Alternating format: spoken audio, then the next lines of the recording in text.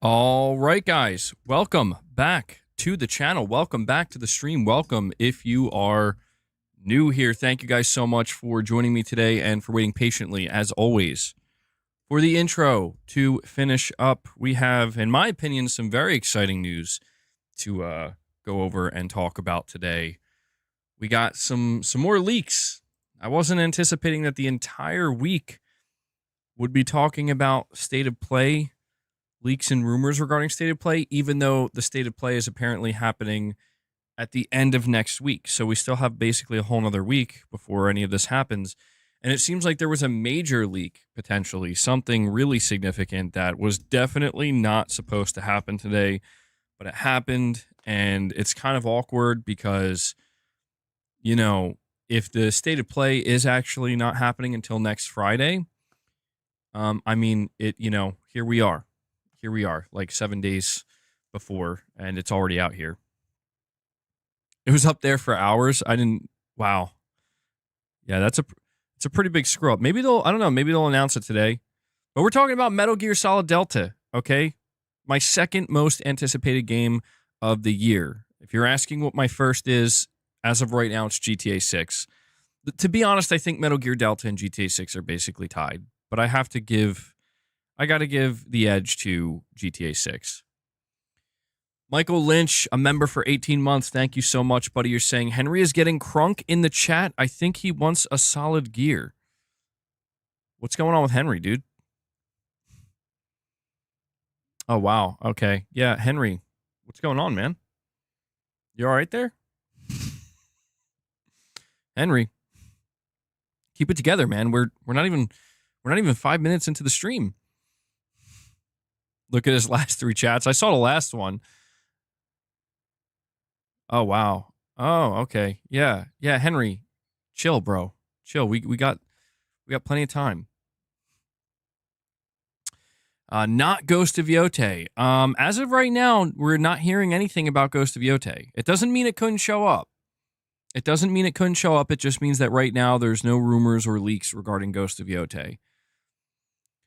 Blake Wilson with a $5 super chat says, "Hey MBG, MGS Delta looks incredible. Can't wait to sneak up behind the end and steal his camo." Absolutely, man. It does look amazing. We have a trailer that we're going to be watching in a little while. But I was seeing screenshots, and yeah, I can't wait for people to experience the boss battle with the end for the first time. It's so it's really truly one of the most unique boss battles in gaming. Wolverine, I'm going to be honest, man, I don't think we're seeing Wolverine. I don't think so. We're going to go over some information today, not only regarding Metal Gear Solid Delta, but also Death Stranding 2. Death Stranding 2 seems like it might end up being the star of the show alongside Metal Gear. And we're going to talk about that. I don't know, man. I do not think. I know, Michael. I was just kidding. I know. I don't think we're going to see Wolverine, dude. I'll be honest. I don't think we're going to see Wolverine. I think that's a game we're going to see later in the year. I'd love to be wrong. But as of right now, we can kind of pinpoint a couple of the things that we're going to see at this State of Play. We're looking at Lost Soul Aside apparently showing up. We're looking at Metal Gear Solid Delta. And I'm going to tell you why I think it's clear Metal Gear Solid Delta is actually going to show up at the State of Play. And wasn't expecting a stream today, jamming out to some Seven Dust while I prep this new carpet. Seven Dust, man, I haven't listened to them in a long time. It's been years since I've heard Seven Dust.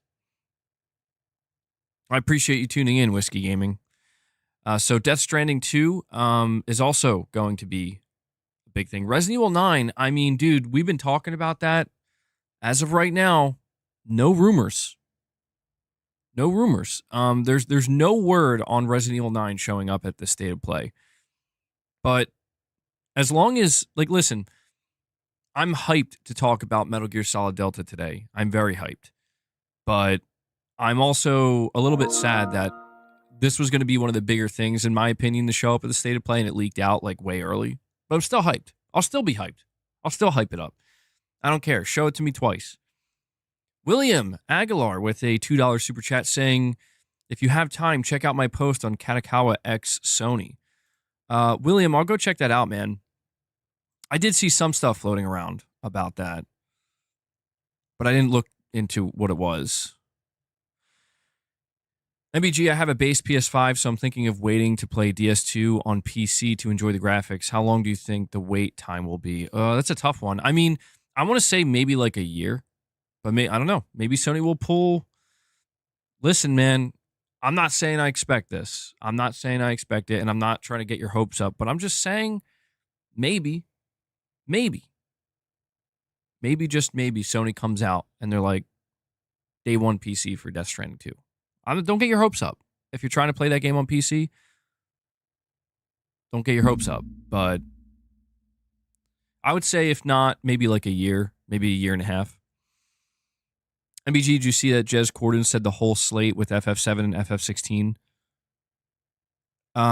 No, I didn't see that. I did see that Final Fantasy 16 is apparently coming to Xbox like in a couple months. But you're saying it's going to be FF7 and it's going to be the whole thing? I mean, yeah, I feel like we've been hearing about that for a little while. I honestly, I was expecting it to be announced at the Xbox Developer Direct, but it never got announced. But William, yeah, let me go check what you're saying here.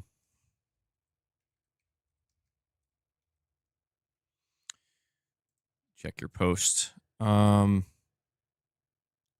Okay. So William Aguilar on Twitter says, in Katakawa's Q3 report, they outline their strategies with their capital business alliances, Sony/PlayStation and Kako? I don't know how to say that. Plus the video game segment success and outlook. Let's go up here, boss. Come on.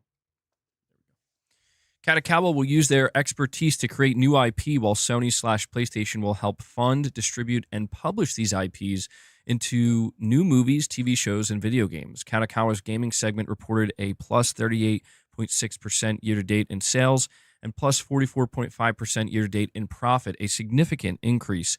Katakawa looks forward to the co-op multiplayer Elden Ring Night Rain, as do I. With Sony/PlayStation's help, Katakawa is increasing the amount of games they are currently developing and increase the quality of their games. And you do have some images here as well, which there's a lot on each image, man. There's a lot there, but let me see. They say here, future outlook, Elden Ring, Night Rain, a spin-off title of Elden Ring is scheduled for release, a 2025 release. I can't read that for some reason. That's interesting, though. I mean, one of the key takeaways here, in my opinion, William, is it seems that Sony might get more deeply involved with publishing now.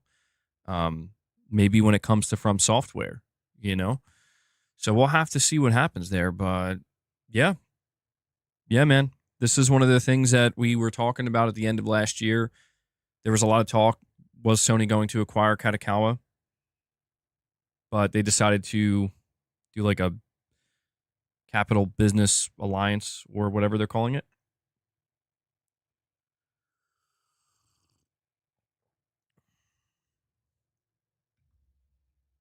Dude, listen, man. It's starting to look like we knew going into 2025 that it was going to be an awesome year for games, but it's as we're in the first week of February, the stars are starting to align. You know, we have a state of play coming up, but like Elden Ring Night Rain, apparently that's coming out in May. Yes, day one. Now we're hearing Metal Gear Solid Delta is coming out in August. And interestingly enough, it seems like Death Stranding 2 is coming way sooner, potentially, than we thought. You just got your son and both your Helldivers 2 controllers. Too bad I'm at work. Yeah, I actually ordered that as well, man. I'm waiting for mine to arrive. I had to get that Helldivers 2 controller. Couldn't pass up on it. Can you guys believe MBG finished Elden Ring? 70 hours, like talk about running through the game. No, dude, more than 70 hours. I think my total playtime with Elden Ring was like 105 hours. 105 or 110. And I did get the platinum. I did platinum Elden Ring. I didn't feel up to the task of trying to play the DLC. But Night Rain, I'm really interested in because it seems so different. It seems so different than what else, it's a full. I'm there day one, man. A full multiplayer game from Software, built from the ground up to be multiplayer, to be co-op. Sign me up. Sign me up. Yeah, I see those conversations happening as well, William and Marcos. I see them as well, and honestly, I just don't pay much attention to them anymore because it doesn't matter. Like people. If there's one thing I've learned is that people are going to see things how they want to see them. We don't know what Sony's going to do. We don't know what type of decisions Sony's going to make in the future. We just know that they have some leadership, changes, some structure changes, and there's clearly stuff going on behind the scenes. We do know what Microsoft is doing. They seemingly have made that very clear. So I don't really care to be brutally honest. I don't really care to hear the opinion of other people. I mean, basically, if like somebody's like, MBG, let me tell you what's going to happen. I basically... Is that what you think? That's exactly... It doesn't matter what you think! I mean, that's basically how I feel. You know what I mean? Like, it just doesn't matter. Think what you want to think. Believe what you want to believe. Enjoy what you want to enjoy, man. But yeah, some people get crazy. Some people get crazy with it. But let's go over this information regarding Metal Gear Solid Delta. Well, actually, I think I want to start with Death Stranding. I want to start with Death Stranding because I feel like people are not talking about Death Stranding, and it's making me sad. It's making me sad because, dude, Death Stranding, I'm super stoked for Death Stranding 2. You think we'll get a Resident Evil 9 announcement rather than the state of play or the next state of play? This rumor said Capcom wants to release it second half of 2025.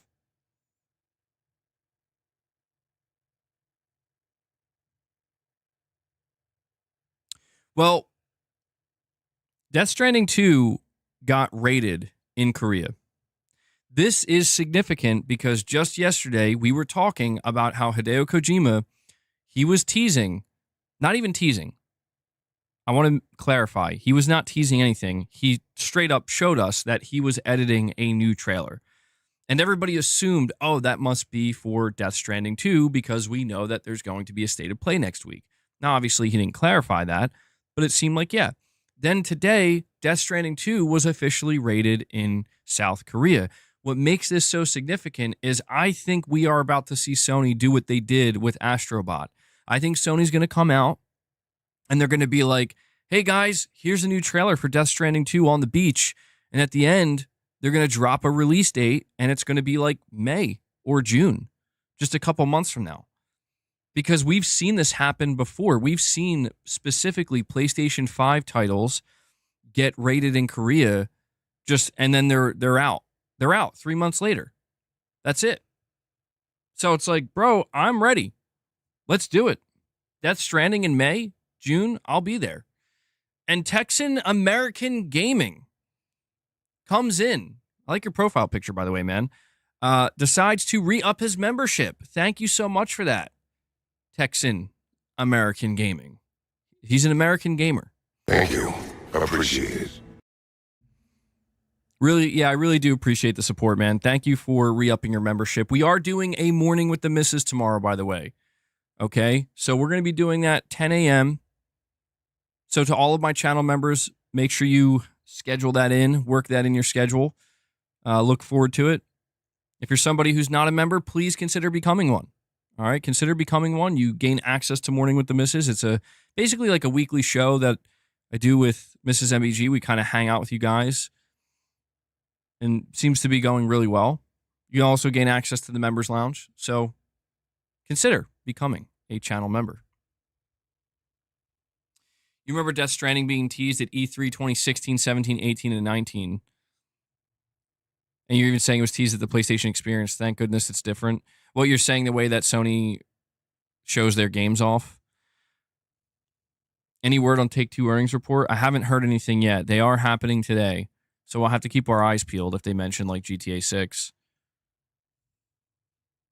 Thank you for that. You're saying sanest PlayStation channel on YouTube. I appreciate that. So I don't know. Sometimes I go a little insane though, you know? I have my moments. Way too many teasers. Well, that's what's interesting to me about Death Stranding 2 is the fact that it's been marketed for like the past 2 years, but not oversaturated. You know, it's like every now and again a new trailer, you know, or some new info from Kojima, but really that's about it. It's just, I mean, we've only had like 2 trailers, I think. And so I absolutely could see Sony. Look, maybe I'm getting my hopes too high, but I could absolutely see Sony coming out at the state of play and just doing what they did with Astrobot, where here we go. Please pre-order this game. It's coming out in 3 months. I also think there's a good chance they're going to do that because they don't want to. I saw people saying, no, they're going to release Death Stranding 2 later in the year. And I'm like, I don't think so, man. That's getting too close to GTA 6 potentially. So MRPD says, I'm hyped, bro. I don't even want to see my girl on the 14th anymore. Damn. We have Rich Rod coming in with a $2 direct donation. Rich Rod, I got to implement the Rich Rod tax. Rich Rod, drop a membership gift or somebody else drop a membership gift on behalf of Rich Rod, and I will read his unnecessarily aggressive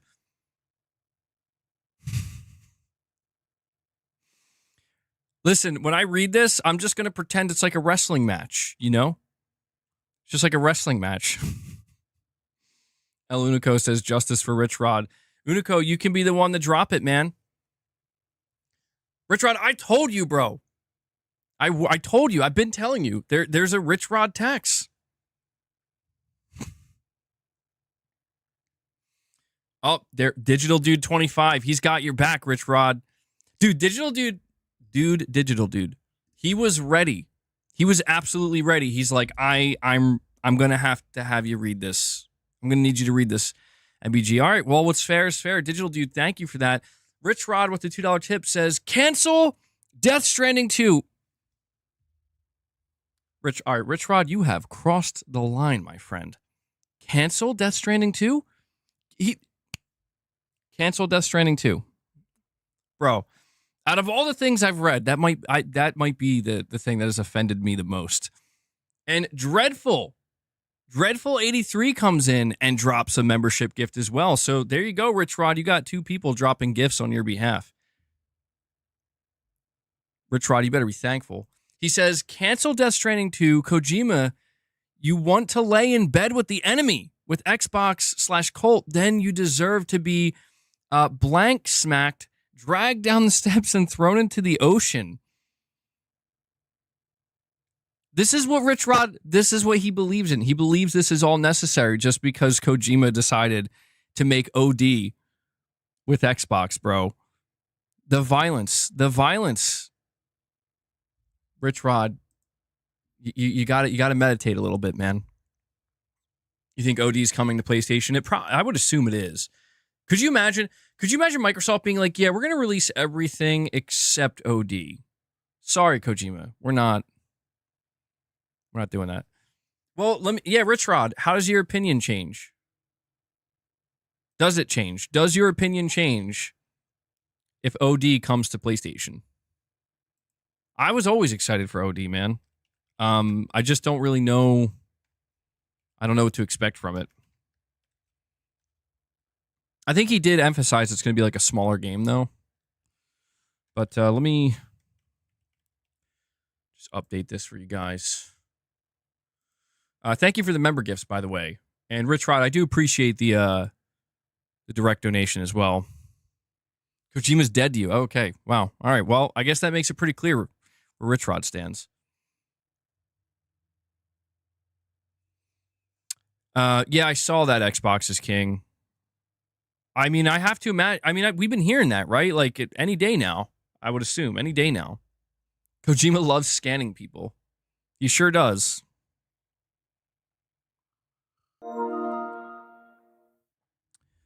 Digital Dude 25 with a $5 super chat says, how much for you to read the most diabolical super chat ever, LOL? Well, that's a tough one, Digital Dude, because that could mean anything.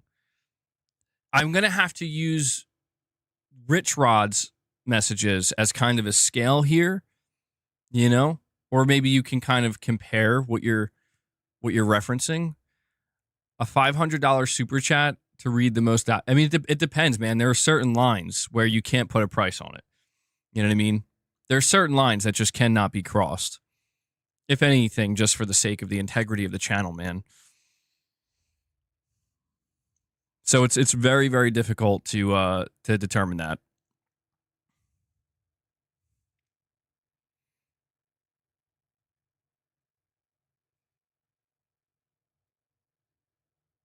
You're saying cap MBG would for 500. I mean, a $500 super chat is massive. Like that's one of those things where it's like, I don't think I could not read what somebody says in a $500 super chat.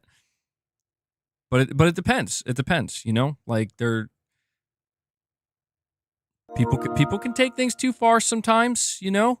They can take things too far. Uh-oh. Digital Dude's making me nervous. He's making me nervous. Hey, I did not promise anything, Digital Dude. You keep that in mind. Keep that in mind. By the way, guys, thank you for hitting that like button and getting us up to almost 75 likes. If you enjoyed the streams, if you're enjoying the content, take a moment, hit that like button. It's the easiest thing for you to do when it comes to helping out the channel. It's completely free. Just hit that like button. Digital Dude, you can do a direct donation as well. That's another option. Yeah. Some people prefer to do it that way, but you know, I always encourage people do whatever you're most comfortable with, whatever's most convenient for you. Do I heart the super chats or is it automatic? I have to manually heart them.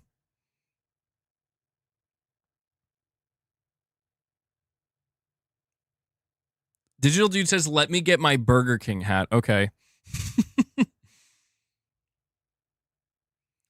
2 million members today. Well, guys, Death Stranding 2, listen, I don't appreciate the lack of hype out here for Death Stranding 2, all right? I don't appreciate it. Death Stranding 2, I think, is going to be a great game. I love Death Stranding 1. I understand why people are a little bit more hesitant about Death Stranding 2. I get it. Death Stranding 1 was a divisive game in the sense that, like, it's either going to click with you and you're going to be on board or it's not. And I think that there's a large group of gamers where it's like, no, it just isn't doing it for me. And when you look at what we've seen of Death Stranding 2 so far, you can kind of tell that it's just there's clearly more going on. Like, it's a sequel, you know, there's going to be improvements, there's going to be new features, changes. Looks like the weather's going to play a massive, or not the weather, but like certain like natural disaster events and whatnot are going to take place, which looks pretty sick. But yeah, man, I can understand why people see that if you weren't on board with the first game. Maybe you're not. You're going to maybe need to see more to really potentially be sold on the sequel. William, you're saying, what if Resident Evil 0 through 1, I guess you're saying like the remakes of Resident Evil 0 or 1 or both are at this February State of Play, Resident Evil 5 remake at the May/June State of Play, and Resident Evil 9 at the September? That would be overload, man. That would be Resident Evil overload. I'm actually wearing a Resident Evil shirt right now. I don't know if it's coming through or not, but I'd be all about that, man. Listen, I just hope Resident Evil shows up at this State of Play. I'm going to be okay if it doesn't. I'm going to be okay if it doesn't. You know how old this shirt is, dude? I had this shirt since I was like a teenager. That's why it doesn't really fit me much anymore. It's like unnecessarily tight. Poopy Snoopy says, Death Stranding 2 is the kind of trash that goes to Xbox. What are you guys trying to do to me today, huh? What are you guys trying to do to me today? What is it, dude? What? I don't even know. No, Death Stranding is a good game. It's a good game. I'm telling you. Listen, I'm not going to sit here and say it's a game for everybody. Death Stranding 2 probably will eventually go to Xbox, though. Because keep in mind, Kojima Productions owns the Death Stranding IP now. Sony does not own that intellectual property. But there's clearly some kind of deal in place for Death Stranding 2, just like there was for 1. Death Stranding 2 having a ship is actually really cool. Yeah, I feel like there's a whole aspect to this game that we haven't seen yet, gameplay-wise. Where's the Snake Eater hat? Well, listen, Metal Gear Solid 3 Delta Snake Eater cosplay, Naked Snake cosplay stream. It's going to happen. It's going to happen this year. Yeah. Please be excited. Please be excited. It'll return. It'll return. Boss, it's not time yet, bro. It's not time yet. No. Naked Snake cosplay. No, not that. Not that, XS. I'm sorry. Am I buying the MSI Claw 8? I don't even know what that is. I'm going to be honest. I don't even know what that is.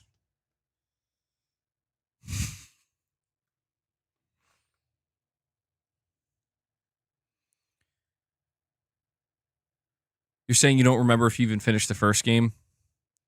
Cosplay is Volgan? Nah, man. Well, Death Stranding, listen, Death Stranding 2. See, this is what's interesting to me. Metal Gear Solid 3 Remake and Death Stranding 2 are seemingly both going to be featured at the State of Play. Now, the reason why I'm telling you Metal Gear Solid 3 is probably going to be at the State of Play is because it was announced that Snake versus Monkey is coming back, which is, that was there in the original game.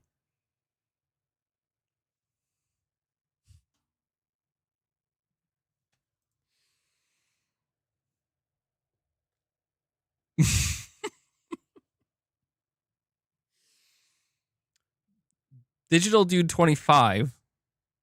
That's not that bad. It's not that bad. I'm not going to lie. I'm kind of, I almost want to say I'm proud of you, Digital Dude, because I was expecting something so much worse. Still pretty diabolical, but Digital Dude 25 with a $50 super chat says, remember that scene in Grandma's Boy where the main character got caught jerking it to an... Sorry.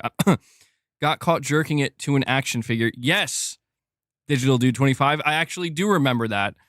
And that movie was awesome.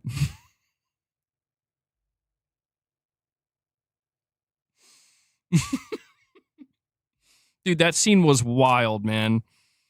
If I remember correctly, that scene ends in a wild way. That movie was really good, dude. It's been so many years since I've seen it. Grandma's Boy. I remember the dude who basically thought he was a robot. I gotta watch that movie again. Does it still hold up? I feel like that's one of those movies that came from an era where it's like looking back on it, like reminiscing about it, it may actually be funnier than you remember. Like it's funnier in your head than actually watching it, but maybe not. I would assume it holds up. But Digital Dude, thank you so much for a $50 super chat, man. That's very kind of you. Very generous. Not at all. Has nothing to do with what we were talking about. I don't know, unless you're trying to make some kind of connection here. And Digital Dude 25 follows it up with a $2 super chat saying, "Oh, that's more diabolical. You're saying baby batter everywhere, LMAO. Brood. Bro, I tried to say bro and dude at the same time, and I said brood. Now that's diabolical. That's diabolical, Digital Dude. He's here for the chaos." Aiden Delaney with a super chat says, like both games, would prefer Yote for summer, though. Death Stranding 2 feels chill enough for winter. Well, that's the big question that people have right now, man, is if Death Stranding 2, if this game's getting rated in Korea already, this means it's going to be releasing sooner rather than later. There is a real chance that Death Stranding 2 could release before late summer, right? It could release in May or June or maybe even July. And you have to wonder, where does that put Ghost of Yote? I try to remind people Sony is not afraid to release their big tentpole games close to one another, man. Don't forget that in 2020, The Last of Us Part 2 came out in June, and then Ghost of Tsushima came out in July, literally 1 month later. So these games could come out very close to one another. I think Sony might actually want to avoid a holiday release this year, because I think almost every publisher is trying to avoid a major holiday release, because the assumption is that GTA 6 is going to be the game that's releasing this holiday. And you don't want to be anywhere near that. By the way, guys, we are just 2 likes away from hitting 100 likes. Thank you guys so much for that. Very much appreciate it. Oh, okay. Oh, I almost read it. Rich Rod. I almost read it. I literally can't even read that. That's in a language I can't even read. Rich Rod did this on purpose, which I kind of appreciate. I literally can't read it. I also don't want to read it because I don't know what it says. So if I even try to read it and I'm saying something absolutely wild in a different language, it's too risky. Google Translate it.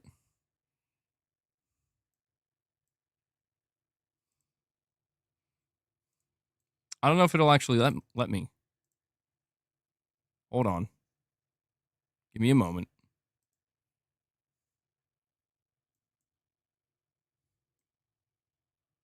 I can only read the end. It says butterscotch.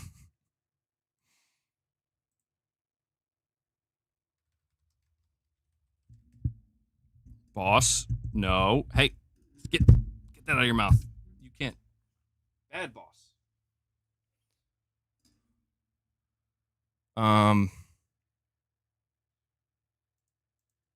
Hold on.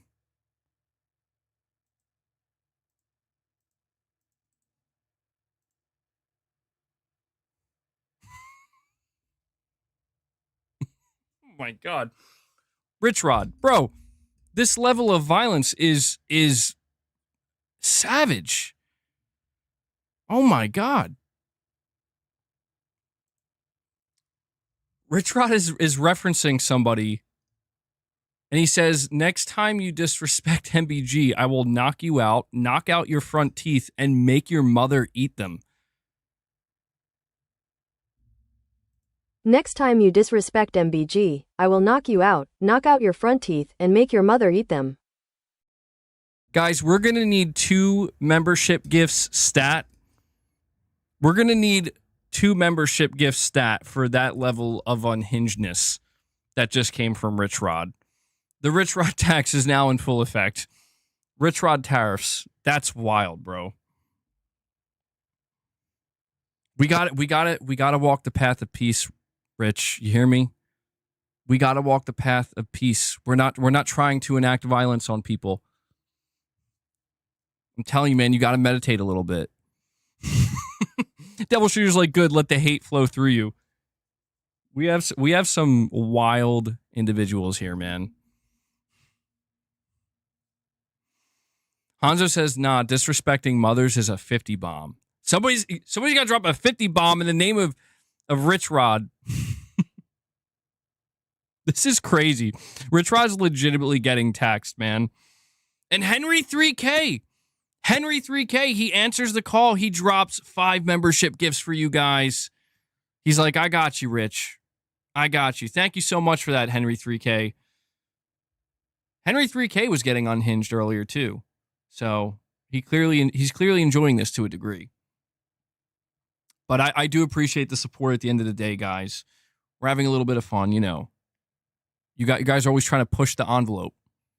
But thank you for the 5 membership gifts. I will add that to the counter, boss. We're getting there. We'll get there, dude. If we get to 25, we'll give you some treats. All right?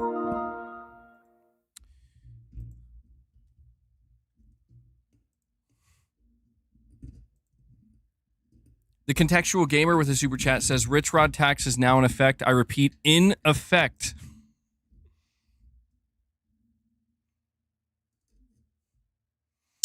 I'm going to say on this one, Planet Schlurpian, I'm going to say the Gollum game. Yeah, I'm gonna be honest. That game seemed really, really, really, really bad. Like, just not a like, at least with Concord, you could say that it had some function. You know, like there was maybe some level of fun you could have if you were forced to play it. To whereas with Gollum, I feel like that's just pure torture from start to finish.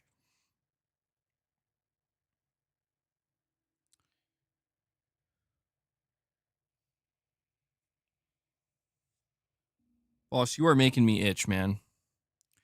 Um, but yeah, Death Stranding 2. Before I move on from talking about that,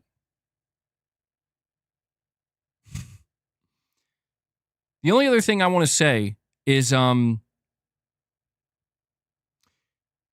was a scene in the last Death Stranding 2 trailer that we got. It was like the 10-minute trailer, and there was a scene where it was a conversation that was happening between Sam and what's that guy's name?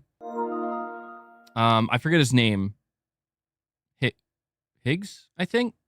I think that's his name. Yeah, that scene was awesome. But he was basically saying like you traded in the rope for a stick or whatever.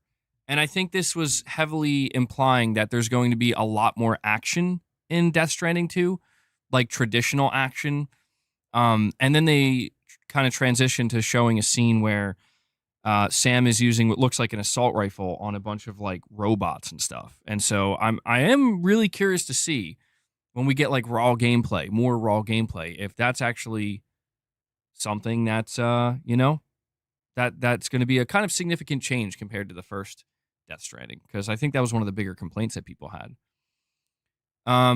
We have hold on. You guys are causing my somebody's causing my my YouTube studio to keep crashing. Hold on a moment. Digital Dude 25 with a $2 super chat says, "Did you see the new cockeyed Superman trailer?" If you're talking about the new Superman movie, I did see that. Yeah. Oh, are you referencing are you talking about when they showed him flying? Is that what you're referencing? Because I saw people kind of making fun of that. And I was just like, I guess, like they were saying his arms look like disproportionate to his body. Were they making fun of his eyes though? Was he like cross-eyed or something? Look, I'm interested in a new Superman movie. I'm not hyped for it. I'm just interested in it. I actually did enjoy like Man of Steel, and I enjoyed Henry Cavill's portrayal of Superman a lot. I did. I know that there's like the whole thing with the Snyderverse and whatnot, but I don't know. I enjoyed seeing that kind of version of Superman. Wasn't perfect, but it was good. It was good, man. Yeah, like the action sequences in Man of Steel were sick. So I'll be really curious to see how this kind of compares to that. MBG, the Sackboy developer, is going back to making PlayStation IP, and Ape Escape is in Metal Gear Solid. Yes, that's what I was trying to say earlier. My pronunciation of Cavill is funny. What is it? Cavill? Is that how you say it? Henry Cavill? What am I saying? Henry Cavill? Henry Cavill. Yeah, William, that's what I was trying to mention earlier. I do think this Metal Gear Solid Delta trailer was meant to be at the State of Play, or it is going to be at the State of Play, I should say. I shouldn't use the terminology meant to be as if it's going to get pulled from it, but I think it's going to be at the State of Play because at the very end, they show Ape Escape. Back in Metal Gear Solid 3 on the PlayStation 2, there was a bonus game mode I think you could unlock it, and it was called like Snake versus Monkey, and basically it was Snake taking on the Ape Escape monkeys and trying to capture them. And they revealed that it's returning again in Metal Gear Solid Remake. Now, I got to say something real quick here. I don't know if this person who left this comment on my video earlier is in the chat, but somebody was saying that apparently Konami is teasing more to come for Metal Gear Solid 3, like later on. And this person was saying he thinks they're teasing Metal Gear Online. And I'm like, dude, please, I don't want to hear it. Like, no, I'm not saying that in a rude way. I'm just saying, like, don't get my hopes up. Don't get my hopes up like that. You guys aren't ready. You guys are not ready to see. You're not ready to see MBG if they bring back Metal Gear Online, dude. In like Unreal Engine 5 with this. I saw on the PlayStation Store, it just says one player, single player. They bring back Metal Gear Online. Whew.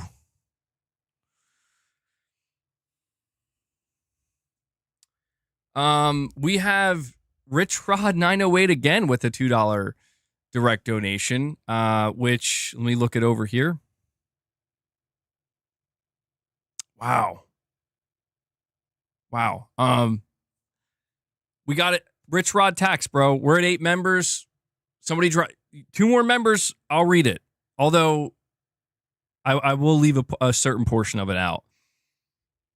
But Rich Rod, Rich Rod's getting wild up in here. The Rich Rod tariff, 2 membership gifts, and I'll read it. You got the Japanese PS3 disc of MGO. Dude, that's awesome. I know you can still play Metal Gear Online, like Metal Gear Online 2. Oh, wait, hold on. Michael Werner says, I'll give you 5 memberships to not read it. Damn, dude, Rich Rod, Michael's challenging you here. Michael, you drop a 5 bomb, I won't read it. This is even better. You're saying that's a double tax? That's not even a tax at that point, bro. That's just a shutdown. That makes it easier for me. Rich Rod's going to be forced to be very careful about what he says. Freedom of no speech. Count Quackula with the $2 chat says, I heard Monster Hunter will have a PS5 Pro bundle. I saw that there's going to be some kind of PS5 Monster Hunter bundle. And Michael does it. Michael drops the 5 bomb. He was not playing around, dude. He's like, I will drop 5 memberships for you to not read that chat. I'm sorry, Rich. You've been overruled. You've been vetoed, bro.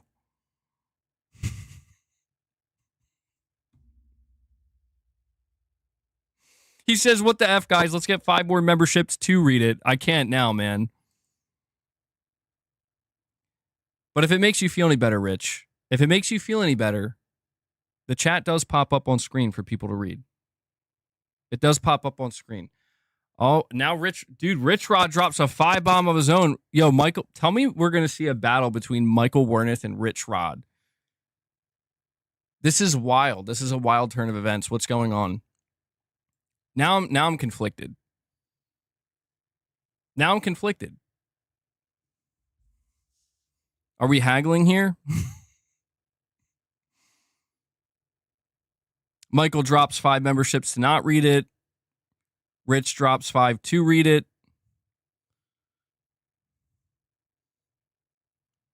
I don't know, man.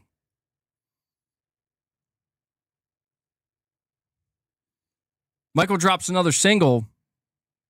I have to stick with him. I have to stick with Michael, not read it, you know? Rich, you drop another single, you break the tie. How bad do you want me to read this, Rich? See the chaos you brought to the channel? You see the chaos you brought to I didn't want it to be like this. It didn't have to be like this. The good news is we're almost there.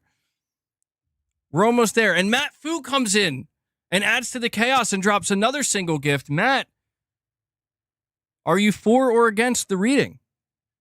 At this point, anybody who drops a gift, they have to say whether they're for or against it. That does bring us up to 19 members, by the way. So the real winner here at the end of the day is going to be Boss, because he's going to get his treats. That's the real winner.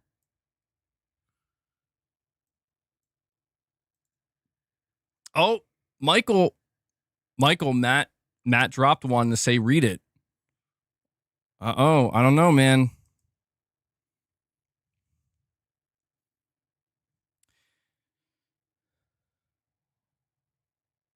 How much to William's asking me how much to re-download Blue Box Abandoned 6-second teaser that looks exactly like Silent Hill 2 remake and watch it on stream with your wife on Morning with the Missus. Oh, I don't know, man.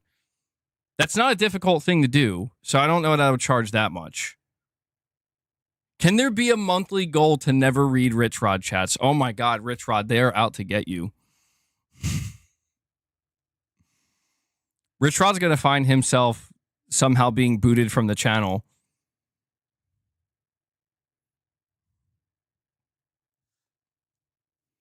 I see people are tempting a 50 bomb. Now, these are the real agents of chaos. You see Mini Tom saying 50 gifted. Hanzo says 50. Rich Rod says, I disagree. A lot of people love my chats. Capono says this is getting out of hand. I am going to have to wrangle this in. Josh, you're saying Rich needs negative reinforcement every time he does this.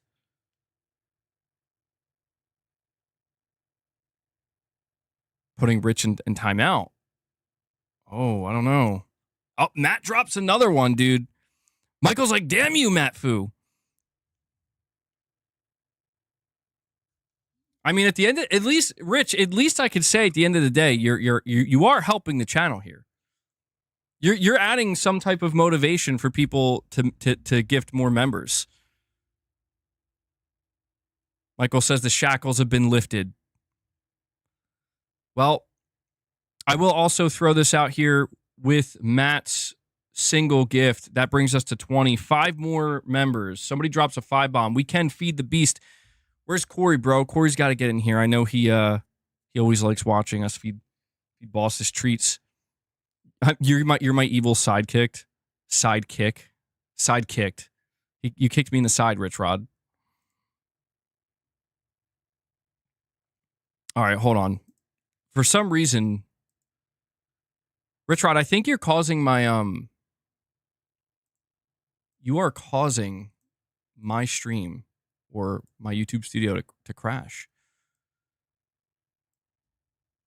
Josh says, in all seriousness, they are really gross. I agree. They're too aggressive, man. They're too aggressive. Like Rich Rod, I've tried telling you, like you got to tone it down, man. You got to tone it down. They're too overly violent. And Mini Tom Official comes in and drops the 5 bomb. Hanzo says this is a family show. This is a family show, man. Well, I don't think we have kids watching, but, you know, people could be watching with their families in the background. Mini Tom Official, thank you so much for dropping that 5 bomb, bro. That gets us to our gift. Not our gift to boss, but it gets us to our goal, I meant to say. Hold on, let me...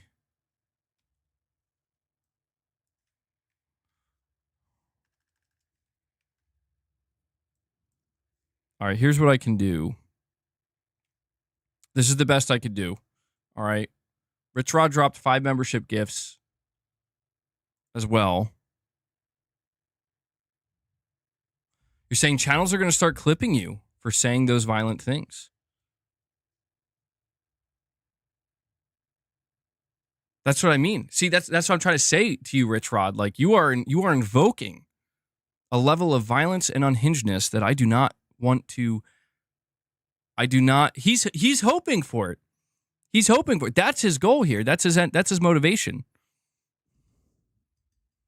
Will I replay some Metal Gear Solid games before Delta comes out? Actually, I'm not going to, because I really just want to. I haven't played Metal Gear in a long time, and I just want to go in fresh. You know, I just want to go in, not have, you know, I want it to feel kind of new, you know? The Contextual Gamer says, Richard Taxilius Roderick, eat your vegetables. Taxilius, dude, I love that. Richard Taxilius Roderick. There, dude, that's going to be his new name. Richard Taxilius Roderick.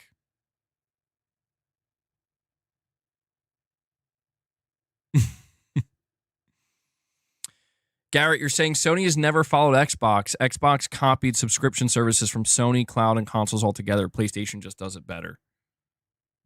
Interesting. Interesting, Garrett. Well, here's what I'll say, Rich Rod, before I move on. Here's what I'll say. All right, this is the last thing. If you drop another donation, I will read it. I will read it, but you gotta chill.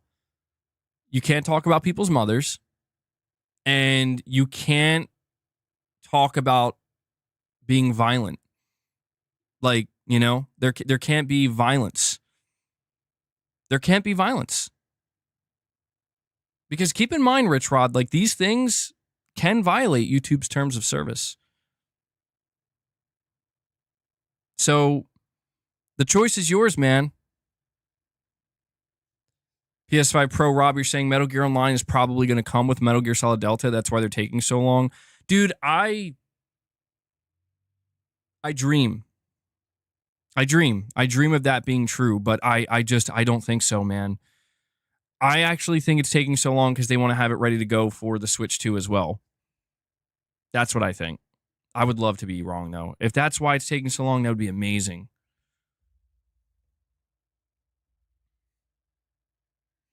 How could you violence? They want to perfect it and not release it broken. Yeah, I mean, I think it's more for optimization reasons, not necessarily. I think they're thinking about Metal Gear Online, but I just don't think they're quite there yet.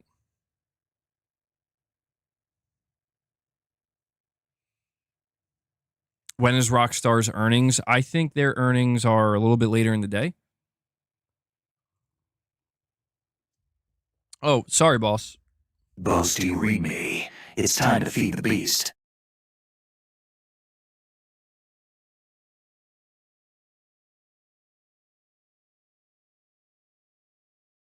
There you go, man. Enjoy. This community's got your back, even though there's basically a civil war going on there for a little bit.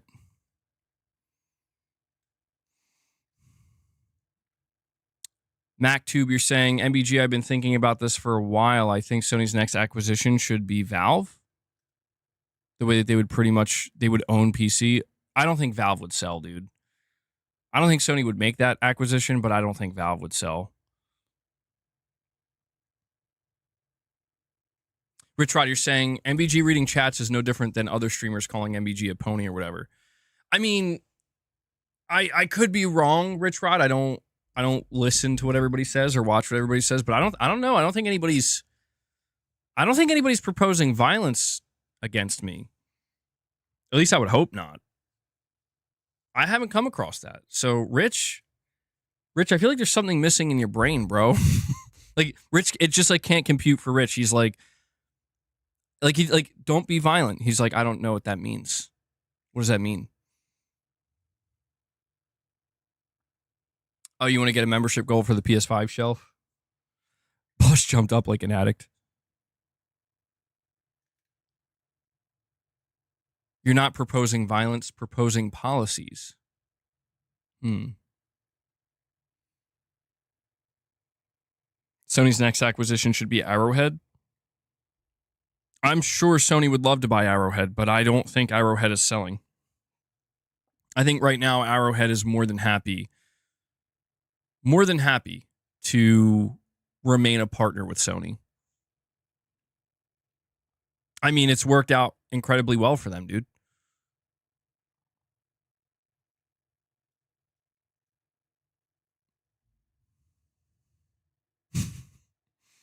He's saying that after a lawful conviction.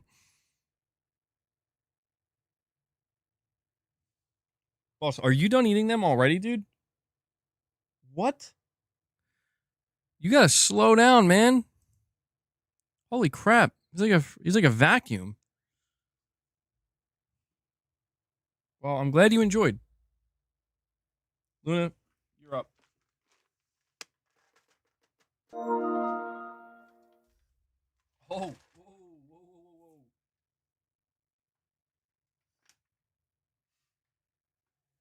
Luna almost just wrecked my shelf.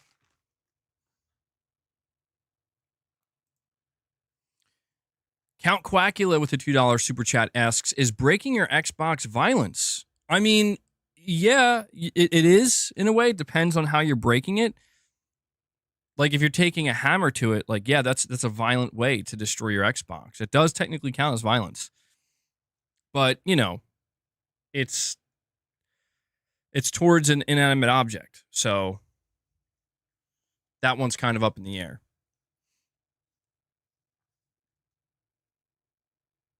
You're saying Valve is only worth $7 billion. Sony can definitely afford that.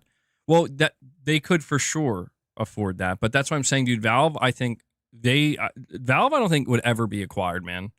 Valve seems to genuinely enjoy just kind of doing what they do on their own, and it works. That's the thing; it works for them.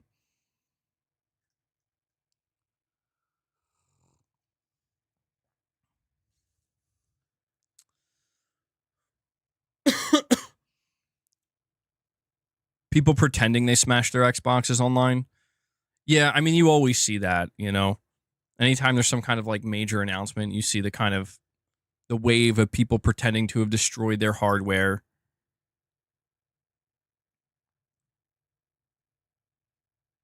Where's the Delta trailer? I'm going to be putting it up in a minute.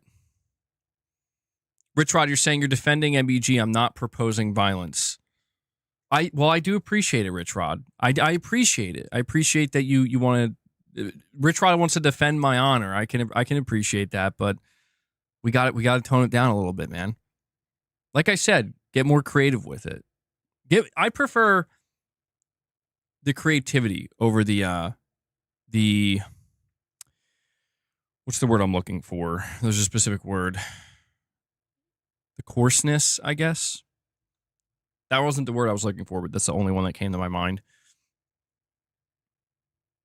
Dude, I can't read your last direct, man. I can't. It's bad, man. It's too much. I'm not reading that, Rich Rod. I'm sorry. Like, I just read it over again. I'm not reading that, bro. It is bad. It is. For reasons you might not be thinking of, but it's not good. Rich Rod, you drop another one and you make it something reasonable. I can compromise. I'm willing to compromise. Make it reasonable. You want me to amend it? I could do that. I could kind of like try to fix it for him, you know? I don't know, man. I don't know if there's any fixing this one.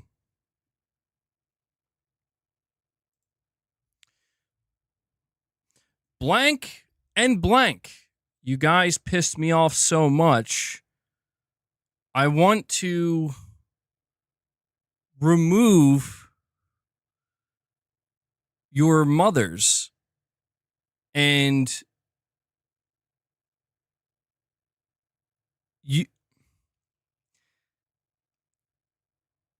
Rich Rod, dude, I'm like trying to amend this, and I'm like, Rich, I'm pretty sure you're an agent of chaos and you're trying to do something to the channel because that's wild, bro. I'm like reading it word for word right now. There's no way you think this is okay. There's no way you think this is okay.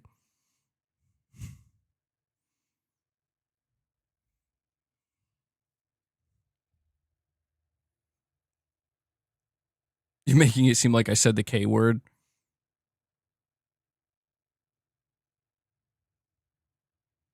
There's no amending this, man.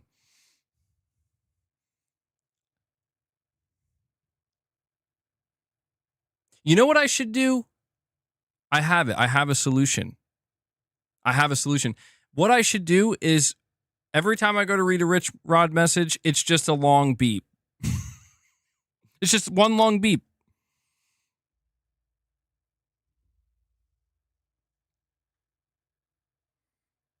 We got to chill out, Rich Rod. Listen, Rich Rod, we've had people like you on the channel before. They get a little too crazy. They get too rambunctious. They get ahead of themselves. Anybody remember Sir Speaks a Lot when he was like, I'm gonna just start nuking the chat whenever I feel like it? Anybody remember that? The power goes right to their head. We got to reel it in, Rich Rod. We got to reel it in. It's that simple. And I know you're a normal dude. I know you're normal, Rich Rod. Don't think I don't know. We never forget the legend. All right. I do appreciate the donations, though. I want to make that clear. I do appreciate the donations. Anything you guys contribute to the channel for as for as vile as it can be sometimes. I do appreciate you supporting the channel. With his euphemisms. Yeah.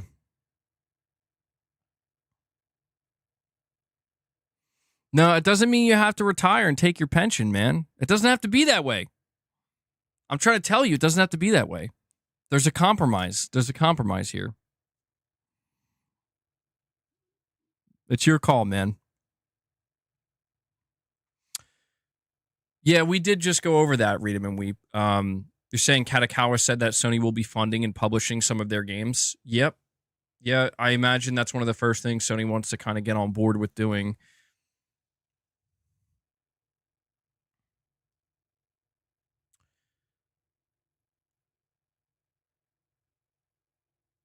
This is going to be Rich Rod's sad arc. Yeah, that's cool. It happens, man. It happens. All right, so here's what we're going to do, though.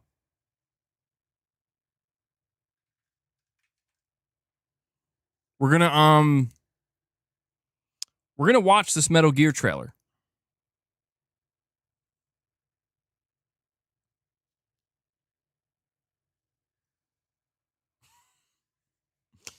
Being stripped of his liberties. I don't know if you guys saw this new Metal Gear trailer or not, but we're going to watch it. Before we do, we have, let's see, Gord, member for 15 months, says, why do you think PlayStation pursues VR the last 2 gens, but seems to do nothing with them? Is it testing for the future or just bad management? Well, I think the reason why they pursued PSVR 1 was mainly because at that time, VR was kind of blowing up and every tech company is like, this is the next big thing. And so Sony got in on that and they wanted to get in early and they had a lot of hope, as did many other companies. And then with PSVR 2, I think it was something that they felt like they really had to kind of see through because the technology had improved so much and they do have a somewhat established install base for PSVR 1. But I think maybe now we've kind of realized, not just us, but these companies, I think, have kind of realized that, VR did not take off in the way that I think these companies were anticipating. It's not to say that it clearly has a place and there are people who enjoy it and there's money to be made, but it just didn't become the next big thing,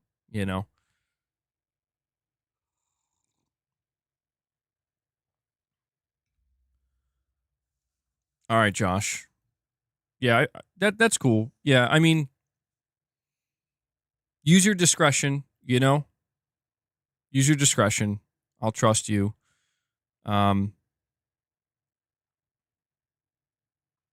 man, yeah, no, not like that. All right, let's bring up this trailer. Just give me a moment. And we will check it out.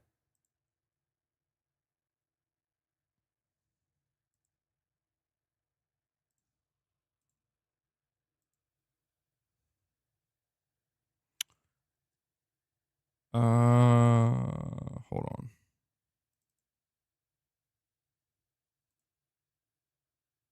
Okay.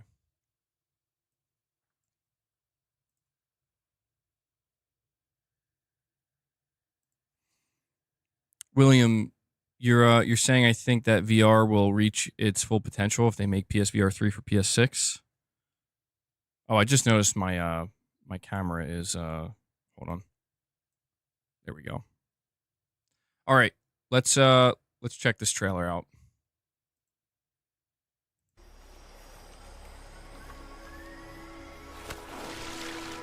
Colonel, tighten the security on this place. He's coming here, I'm sure of it. Quality's not that high. America is out to destroy the music. Shagohod and get its hands on your inheritance. The Philosopher's legacy. Then they're out to kill me as well. What's the story between you and the boss? She was like a mother, and my master. It looks like, hold on. Did they change the boss's face a little bit? It looks like.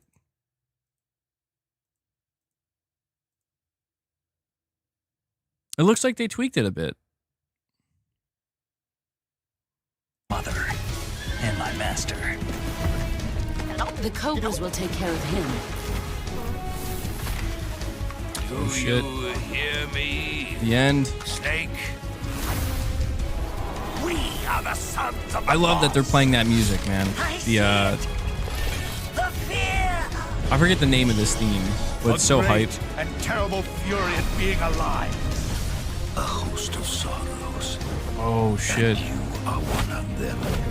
Why'd you come back? There's nothing for you here. Go home. Go back to your boss. Yo, hold on. Ocelot looking kind of crazy.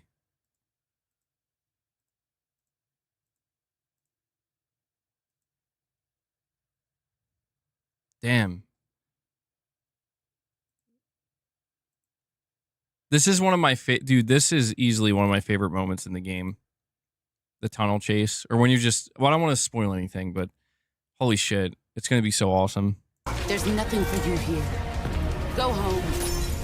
Go back to your boss. I still have the Shagohod and the legacy. There is nothing America can do to stop us. I'm not finished yet.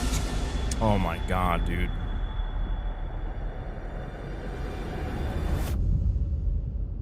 August 28th. Early access, August 25th.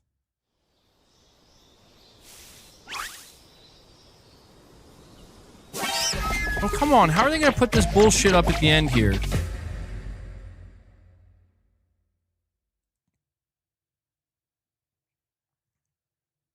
It looks awesome, man.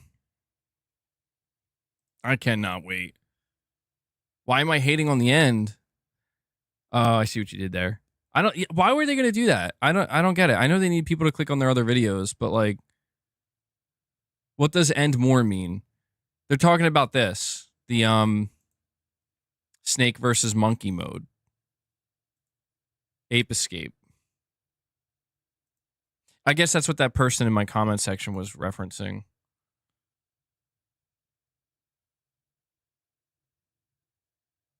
Oh, dude, it looks so good. I mean, the fidelity on my end is not even that high, but dude, this was a map that they brought back in Metal Gear Online 2. I can't remember if this map was featured in Metal Gear Online 1 though, but just looking at it, it looks so good.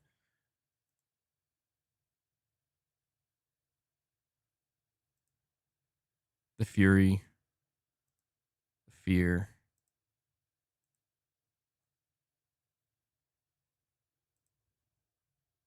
Oh, I can't wait, dude. The hype is real.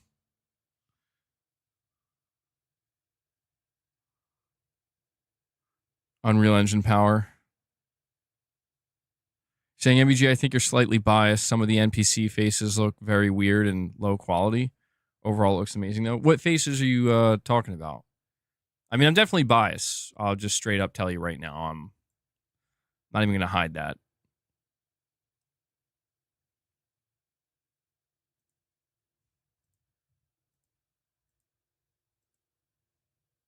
Sorrow's looking pretty good.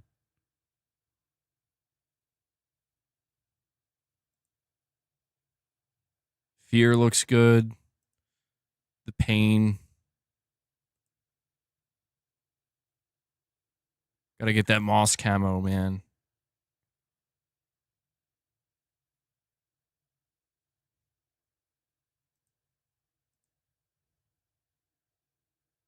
I don't know, dude. Like, I'm not seeing any weirdness. I think Ocelot looks pretty good. Young Ocelot.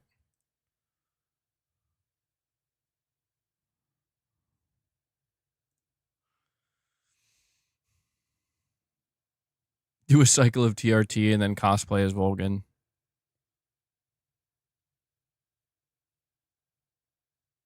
Do I think we'll ever get an MGS1 remake? Maybe if Delta is successful. Yeah. Yeah, I think that Konami has made it pretty clear that they want to do more remakes. They just want to, they don't want to like rush anything or commit to anything. I think they're just waiting to see how this one does first. It looks like they're going to knock it out of the park with this one, though. If I'm being honest, it looks like they're going to knock it out of the park. I'm assuming it's going to do really well. The hype is here for it. People are digging what Konami's doing here. So I think next in line after this, it will be Metal Gear Solid 1. And that one's going to be way more interesting because, I mean, Metal Gear Solid 1 has far less mechanics, I guess you could say, than Metal Gear Solid 3. Naturally, because MGS1 came out in 1998. Metal Gear Solid 3 came out in 2004, so there's quite a bit more added. So I wonder how they would kind of handle that.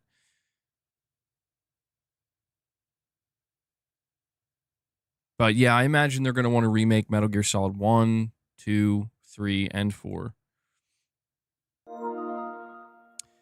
Josh Z with a $5 super chat says, "Don't worry, MBG, no chat nuking, just making sure things, the conversation getting really derailed by nonsense." Well, I appreciate that, Josh. Yeah, I don't mind a little bit of nonsense, and I know you don't either. But yeah, sometimes I gotta be careful not to get too far off the track. You know, we are here to talk gaming after all. So I do appreciate it, Josh. Stay vigilant.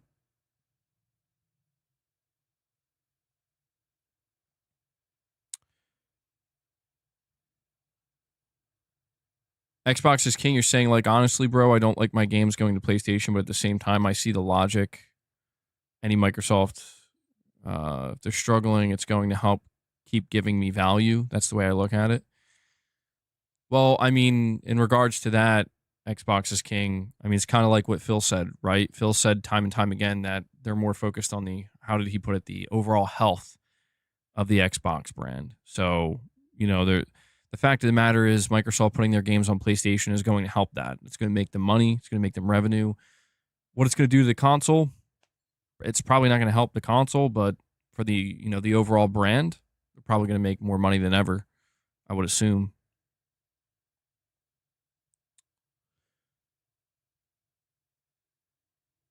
Saying Ghost of Yote, September. Oh, all right, guys, you're going to hear all the sound bites play at one time. You ready? Those two remakes. That was time to beast. You're pretty good. Sorry about that. I can't avoid that. For some reason, every time I have to do the transition, it's just going to play all the sound bites at one time. I apologize. It was unavoidable.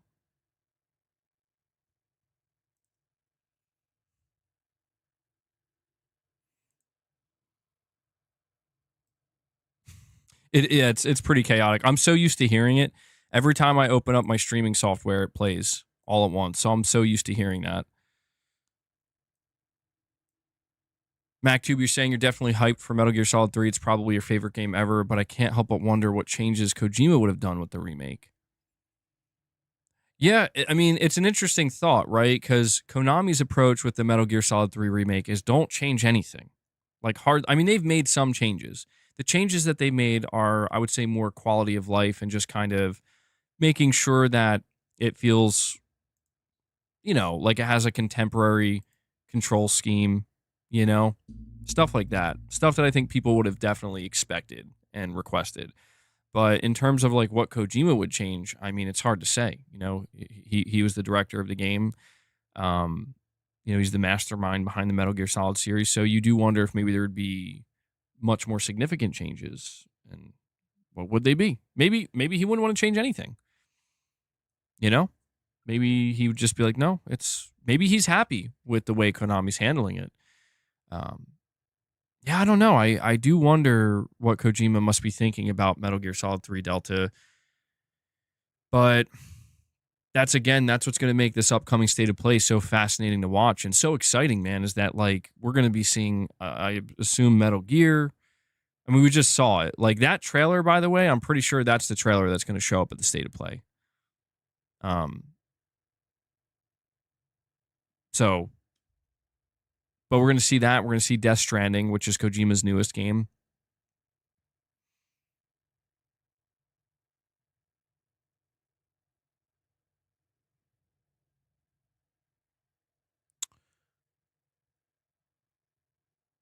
You'll never forget Metal Gear Solid 2 on that ship/tanker. Yeah, dude. The Metal Gear Solid games are just, they're the best. They're just the best. Did they credit Kojima in this? I'm pretty sure there will be a credit towards Kojima. Yeah, I'm at some point, I would assume.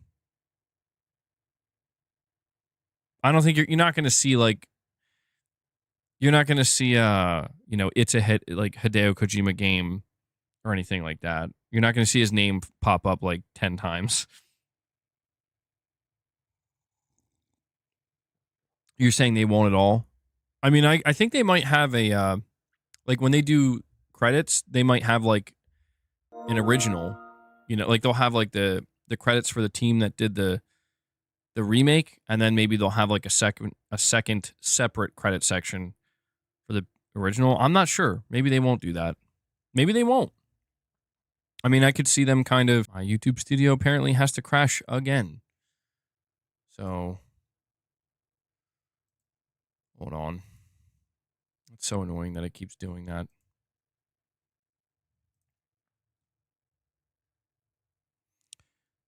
Hold on, Michael. Let me refresh my studio.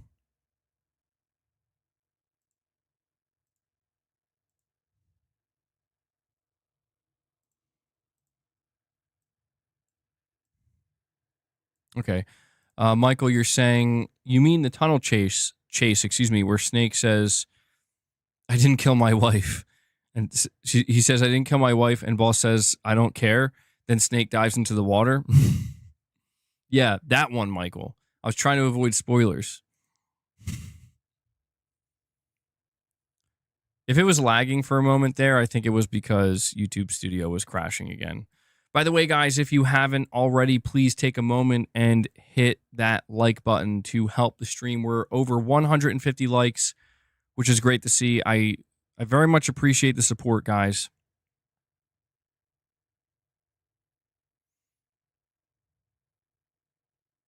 Are we good now? Is everything good? On my end, it says we're good.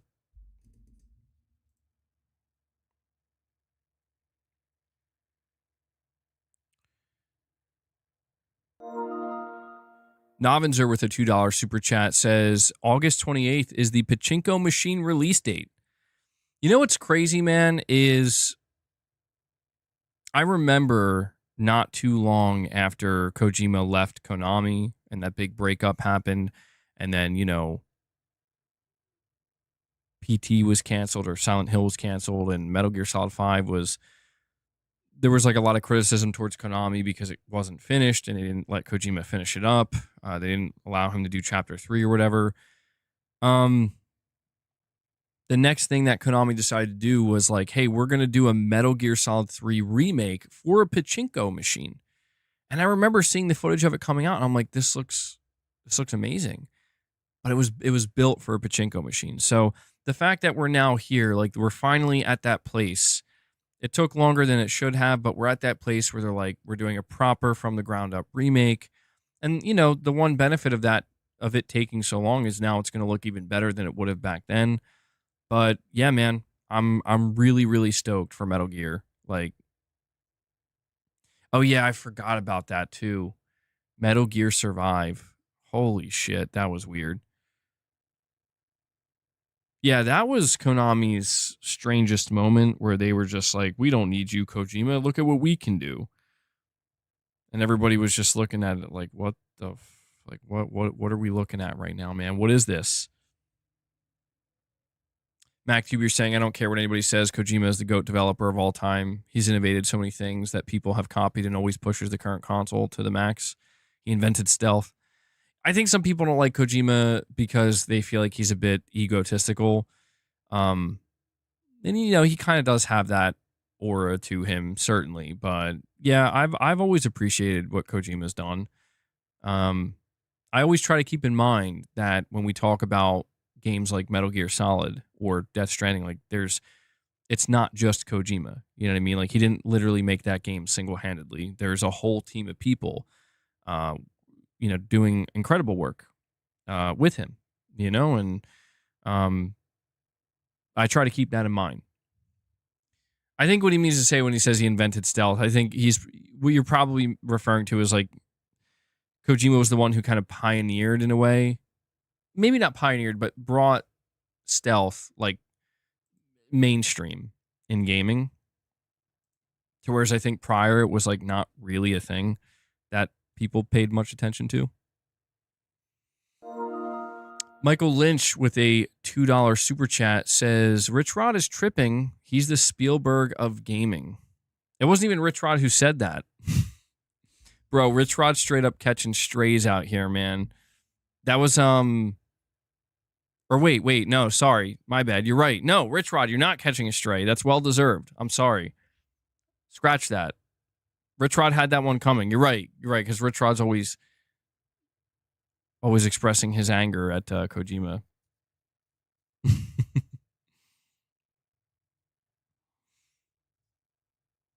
I mean, dude, yeah, Kojima, I think people...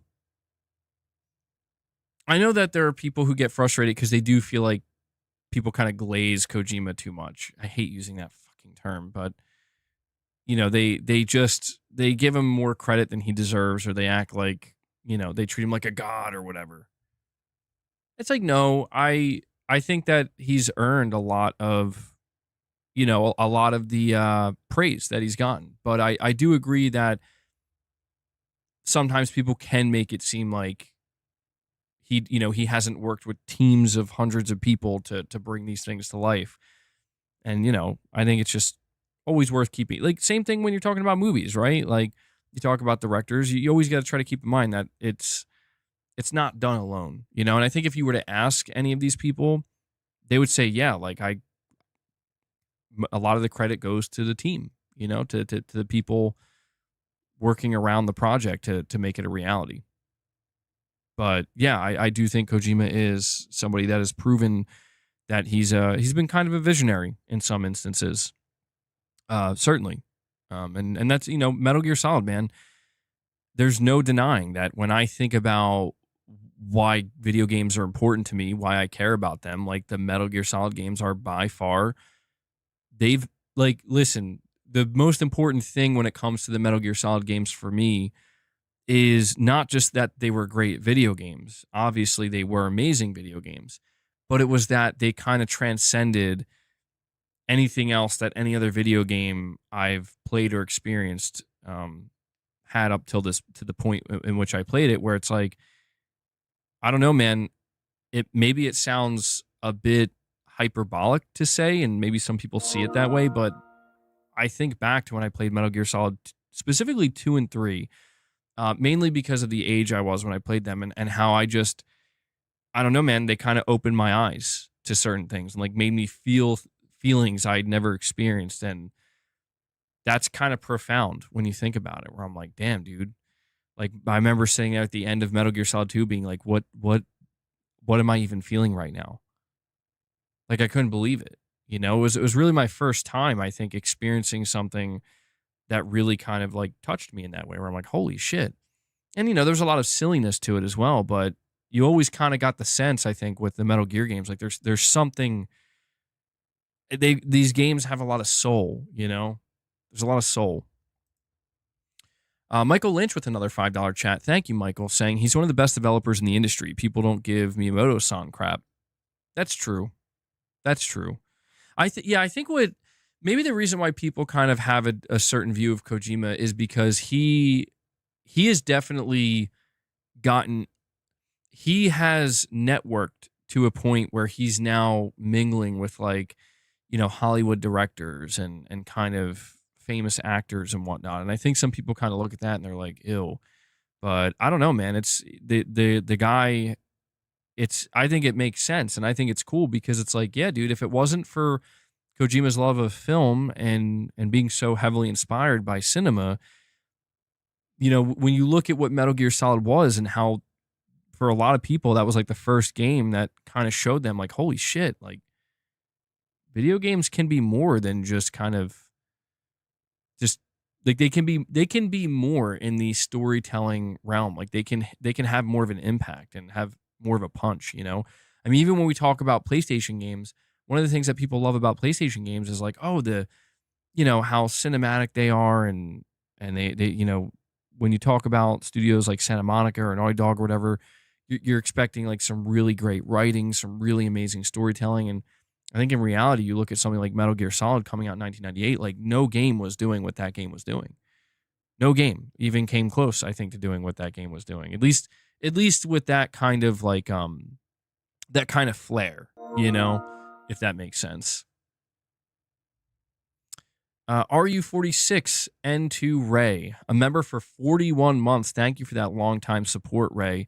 You're saying, look at the horror games that copied PT, a freaking demo. He is good, but I would say he is eccentric. I know whatever he makes will be quality. Yeah, that would be a good way to describe it. And that's true too. Yeah, I think I overlook that.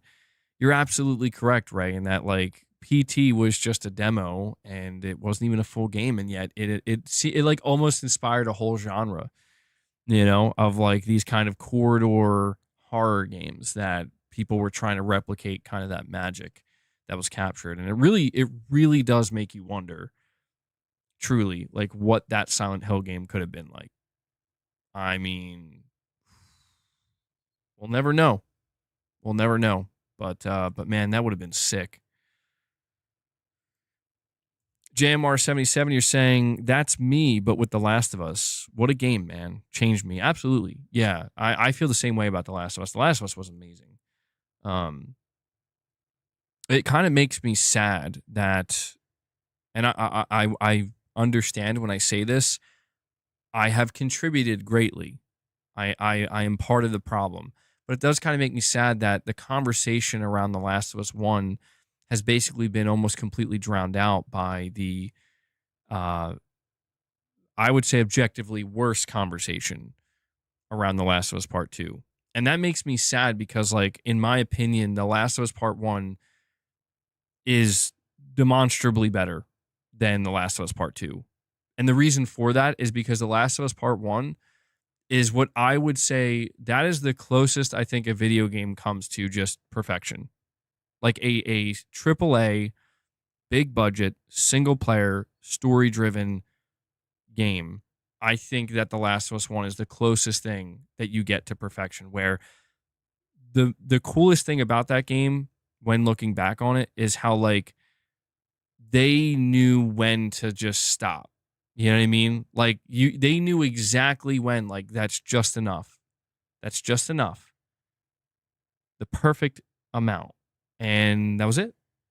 And, yeah, I mean, I do agree The Last of Us Part 2 had some improved combat in some ways. And, maybe you could make the argument that maybe The Last of Us Part 1, if they decided to take some of those things and throw them in there. But I don't know, man. I played The Last of Us Part 1 on PS5 and it's just, yeah, it's like, yeah, I'm playing it again. It's not new, but it's never not amazing every time I play it. So, Chris, you're saying not in some ways, in every way? Dan, I see some people disagreeing. Well, I don't know, man. I think some of you guys are making it sound like the combat in The Last of Us 1 is like not good. It's if you think about it, when you play The Last of Us Part 2 and if you're playing as Abby, you're basically playing as Joel.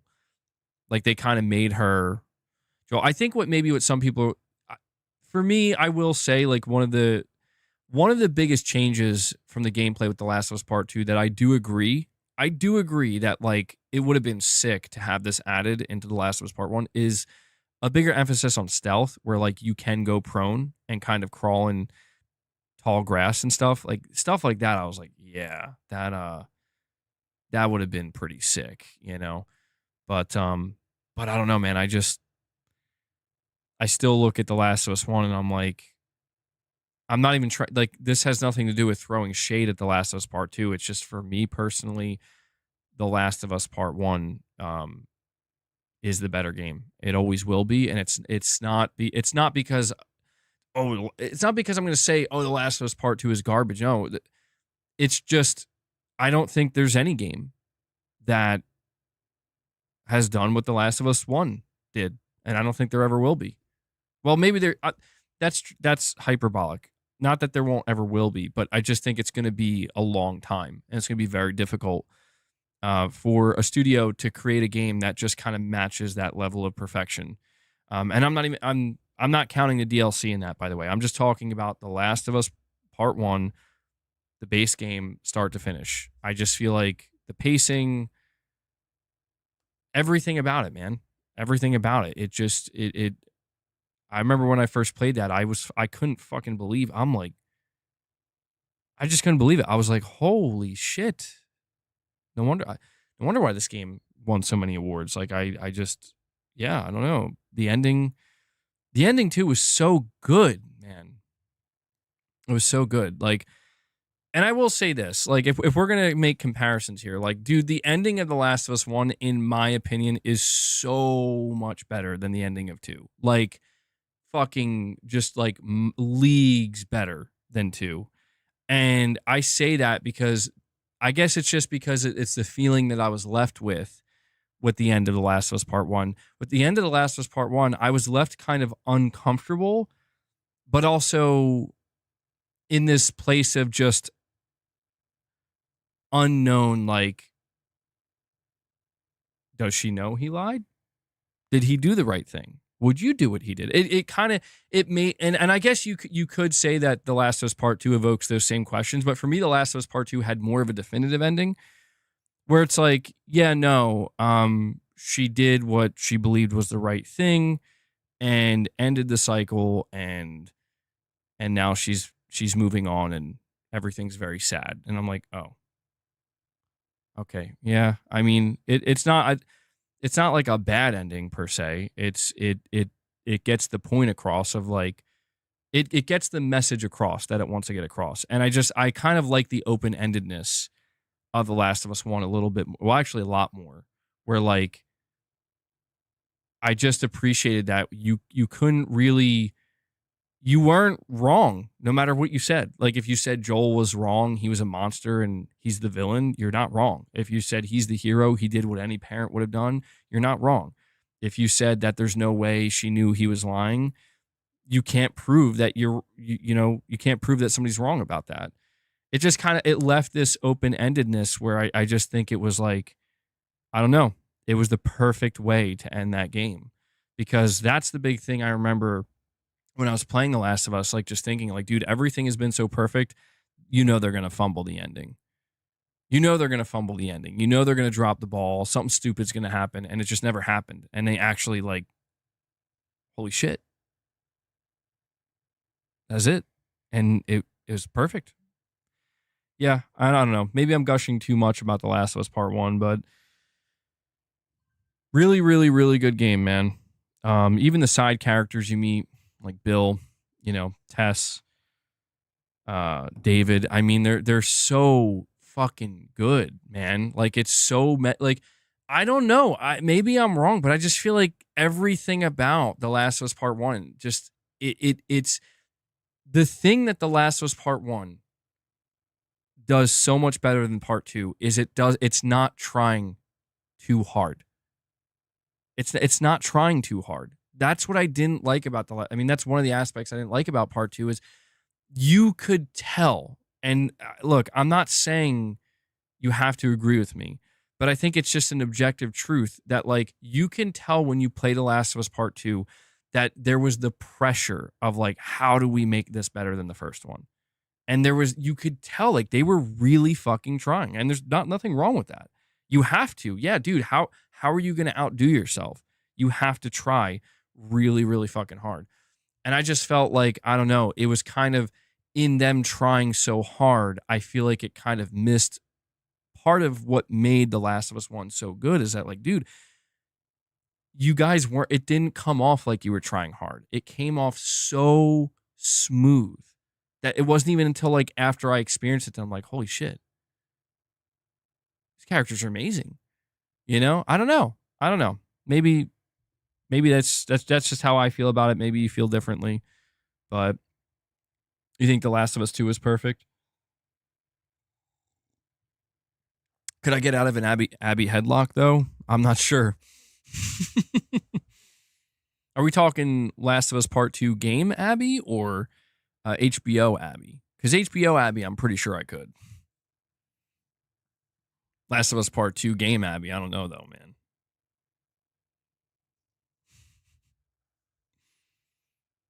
The Last of Us Part 2 made you feel so dark and grim. You know what's interesting? I was reading a little bit about the season 2 for HBO, The Last of Us Part 2, and apparently Neil Druckmann confirmed that they're going to be adding, as he put it, some brutal cut content. Like very brutal cut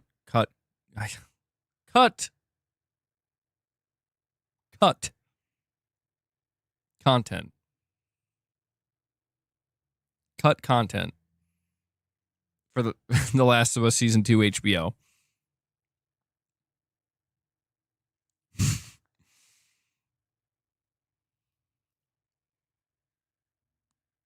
Let me see. We have Josh Z with a super chat. Thank you, Josh. Saying Kojima reminds me of Nomura, but he is way more comfortable in public and press. Interesting. I haven't really. Yeah, I would have to, I guess, watch or listen to Nomura speak or do interviews because, yeah, I feel like Kojima, I think he loves it. You know, I think that's kind of the funny part is you just kind of see Kojima. He's in it, man. He loves the he loves to kind of be at the, you know, on the stage.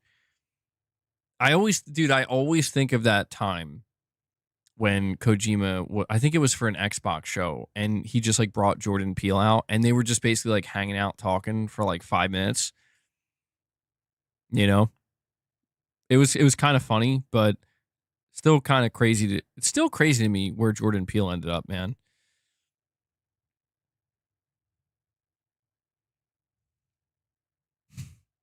Damn, Michael. Yeah, I don't know about that one.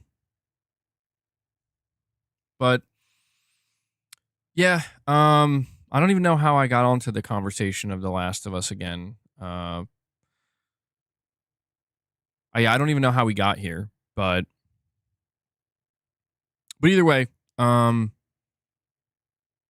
this is why I'm still curious about Intergalactic, man, because you know, we've talked about Intergalactic and we know there's some drama surrounding it, but I still maintain that I'm nervous. I'm not going to lie. I am nervous, but I'm still going to maintain that I'm not going to let my anxiety of what the game could end up doing or what it could be. It doesn't matter. Like, we'll see it when we see it. And, you know, there's a lot that Naughty Dog has done that I love and really admire. There's some stuff they've done that I don't. And that's okay. I don't have to love everything a studio does. But I'm willing to see what they do with Intergalactic and see how that turns out. And I'm definitely not expecting it to be like The Last of Us 1 or 2. I'm not expecting it to be like Uncharted either. I mean, the interesting thing about Intergalactic is I'm just kind of expecting it to be something truly different, like a different flavor from Naughty Dog that maybe we've never had before. And I think that's maybe kind of the angle that some people are being too cynical to kind of see. And I think they're just like overlooking that, dude.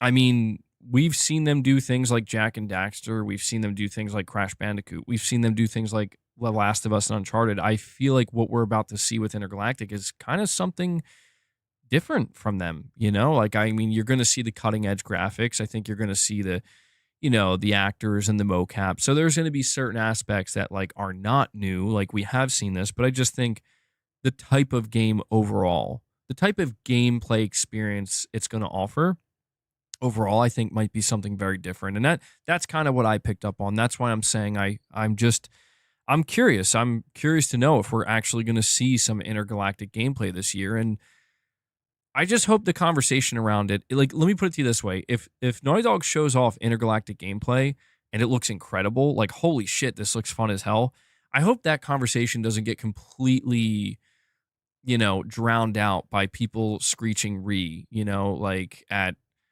the fact that it's this actress or whatever. Because it's like, I don't know, man.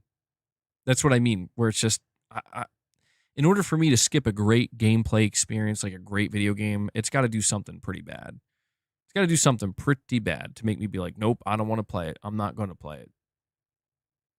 But we will find out, man. We will find out together.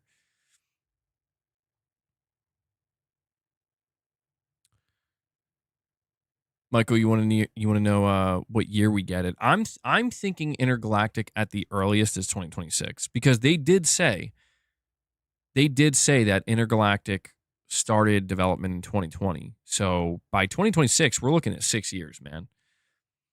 Oh, yeah, that was something I meant to bring up. Apparently, Helldivers 2 got a pro patch, which I didn't know about. I'm going to bring this up.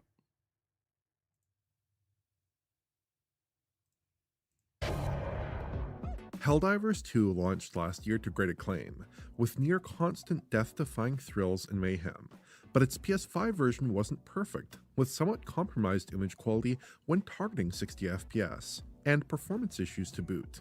Enter PS5 Pro. While developer Arrowhead Game Studios hasn't announced a PS5 Pro enhancement, there is evidence the multiplayer shooter has indeed seen a substantial PS5 Pro bump. So is this enough to solve the game's remaining technical concerns? Interesting. Or is this a bit of an illusory Pro upgrade? That music, though. Helldivers 2 looks quite a bit better on PS5 Pro in performance mode when compared against its PS5 counterpart. We see a number of image quality improvements here. The Pro is more stable, doing a better job of resolving fine details, like the fences around the training course. There's less shimmering visible to the eye, and the image generally appears more coherent in motion. There's also a perceptible jump in image detail. Text I'm not going to lie, edges are sharper, it's not looking textures that resolve finer substantial so far. patterns. I wouldn't say it's a huge improvement, but side-by-sides reveal you can see it if you look close. Rendering-wise, the differences are fairly uncomplicated. In my pixel counts, the PS5 version comes in at 1080p, while the Pro version gets an upgrade to 1440p. Okay, so it does get a resolution bump, more pixels. 1440p. I couldn't find any signs of dynamic resolution in my testing, suggesting both consoles run with locked pixel counts. Yeah. Critically, you can see it a little bit better here, combined especially on with the Helldiver upsampling process to achieve a higher final effective resolution. Instead, a pretty mediocre TAA seems to be in use, providing edge treatment at the cost of some instability at rest. A lot of games this generation render at comparable or lower pixel counts, but end up with much better final image quality than this due to the use of upsampling solutions like TSR or FSR2. Arrowhead is sticking with a simple spatial upscale instead, with results that are somewhat mixed. Still, I think the PS5 Pro performance mode crosses an image quality threshold where I'm generally fine with the way it looks in a 4K set. The quality mode is a bit less compelling. Here, the image improvement is relatively slight, not really amounting to much generally speaking. On certain elements though, like the fences here, we can spot substantial differences. Foliage also generally looks cleaner in these side-by-sides on the Pro. The rendering setup here is again pretty familiar. The PS5 clocks in at about 1728p, though with a characteristic sharpness and edge smoothing that makes me think it might be using FSR1 as an upscaling. It definitely doesn't seem like a substantial PS5 Pro upgrade, but instead, pulling off I guess it's just good to know because I it's thought not a perfect solution. There was no difference. I thought there wasn't any upgrade for Helldivers 2. So perfectly stable rendition 1080p to 1440p bump. But it does have an edge. That's not too bad. I'll take that. Again, to see better results still, we'd have you play to games at 500% zoom. Helldivers 2's anti-aliasing technique. Yeah, it's not using have PSSR. Some strong visual evidence that Helldivers 2 has received a Pro upgrade. despite no public confirmation of one and no Pro Enhanced label on the PlayStation Store. That's weird. But a viewer tipped me off that an Arrowhead employee said in a Discord chat that the game had indeed been upgraded for Pro. That's it's a so strange way to announce, weird that they or not wouldn't really label it announce, PS5 Pro Enhanced. that a game has received a Pro upgrade, but we can confirm that in our testing there is a clear visual difference. Helldivers 2 offers some other image quality tweakables as well. The anti-aliasing toggle, yeah, it's like an unofficial actually PS5 Pro upgrade. So if you'd prefer maybe that pin sharp no AA maybe they're look, working on a better one. Arrowhead has you covered. A more substantial TAA one is that they're going to integral drop. the I don't game's know. It's presentation, kind of weird. Which I think is evident when you look at the screen space reflections, just as one example. So I wouldn't recommend dropping it. But TAA does soften the image substantially, which is obvious in these head-to-heads. Arrowhead also provides a slider to dial in post-process sharpening to your taste. The performance mode looks quite soft with 0 sharpening and reasonably clear with max sharpening at the cost of additional edge artifacts. The difference in quality mode is a bit subtler, but sharpening has a definite role to play there as well. 0.75 is the default in both modes, which I think is sensible enough. Even the maximum value doesn't really have that crunchy look with ultra-defined edges, so any value here I think is pretty defensible. Beyond the image quality tweaks, I didn't spot any obvious settings changes outside of minor I can actually discrepancies in see SSR.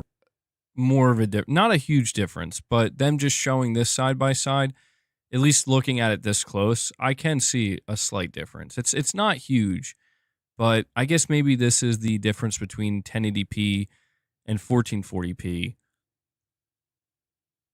Definitely wouldn't say you should go out and run out and buy a PS5 Pro just for something like this, but again, they don't even have this labeled, which is weird to me. Resolve or SSAO that often come alongside resolution changes. Helldivers 2 isn't especially lacking in any particular tweakable like LOD distances or shadow resolution on PS5. You're saying the difference though, between 1080 and so stasis 1440 is there way higher perfectly usually. fine. Actually, yeah, I think you're right about that. I feel like there's something weird going on here.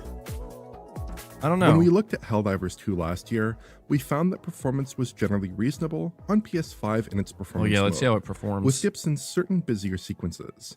But that wasn't really spelling out the full picture, because we only had time to unlock and play Because they're not through using the game's PSSR? more moderate, less hectic difficulties. Fortunately though, Calvin, a close friend of mine, is also a world-class Helldivers 2 player. So I asked him to carry me through some of the toughest missions around that frame rate. on the game's maximum Super Helldive difficulty setting, which promises the Sheesh. largest, most aggressive swarms of foes.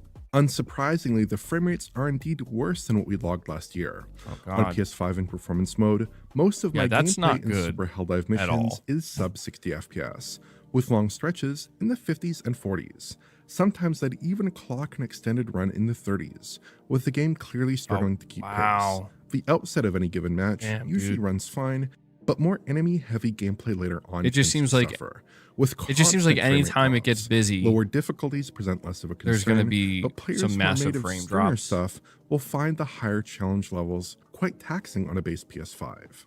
PS5 Pro has a lot of similarities. Helldivers 2 does like to spend a good amount of time in the 40s and 50s here in more challenging endgame content, but generally speaking, it doesn't seem to dip quite as hard in its worst moments. I didn't spot extended gameplay in the 30s, for instance, despite playing quite aggressively. I did notice brief stutters at one point as well, across a few hours of capture. Of course, it's virtually impossible to match content across my capture sessions, given the hectic multiplayer-oriented nature of Helldivers 2. Xbox paid Digital But my Foundry. general impression This is that the performance bullshit. level is a bit higher on the Pro machine. It does a better job of sticking within a reasonable frame rate window, and is more often compatible with the PS5 Pro's VRR range. The game doesn't support 120Hz output on PS5 or Pro, so you're limited to 48 FPS and above to get VRR smoothness. It's a curious situation, given that the Pro's resolution bump should theoretically eat up most, if not all, of the console's extra GPU capability, and it only has a mild potential CPU clock increase. But I consistently found a clear, meaningful frame rate advantage on Pro in these ultra-demanding missions. All right. The PS5 quality mode targets 30 FPS. It's still getting a but has frequent boost. frame time It's not hitting a stable inconsistencies, 60, just but like on the launch Pro, it's still game. getting a frame rate Plus, in boost, which is especially good. demanding moments, I saw genuine frame rate dips beneath 30 FPS, though not by much. PS5 Pro has the same frame time wobbles, unfortunately, though actual drops below 30 didn't pop up for me in my testing. I Neither tried, console really but they offers a had good music in the experience here, background, I unfortunately. That's probably not the end of the world though, because I expect most players will prefer the higher frame rate performance mode here. Helldivers 2 isn't a Twitch game necessarily, but it does feel smoother and more controllable at 60 FPS. And the Pro does seem to come closer to that target, even if frame rates are still ultimately not quite ideal. Okay. So it's doing something. It's giving it some kind of boost. Better than nothing. Which is what I originally thought we were getting. Helldivers 2 is great fun. No other player versus environment multiplayer game captures the same sense of chaos, the same wild improvisation of explosions and retreats. With a squad firing on all cylinders, or indeed just one very skilled teammate, you can perform some incredible death-defying feats. I've never captured a game with the same density of incredible gameplay moments.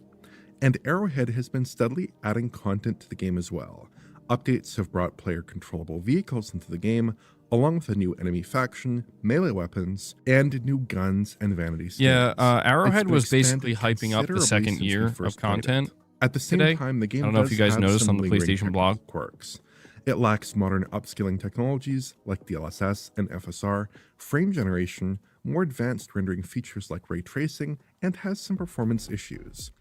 It's also somewhat unstable. Over a few hours of testing with Calvin, we encountered a couple of dropped games, and he was disconnected from the game's servers at one point, requiring a game restart.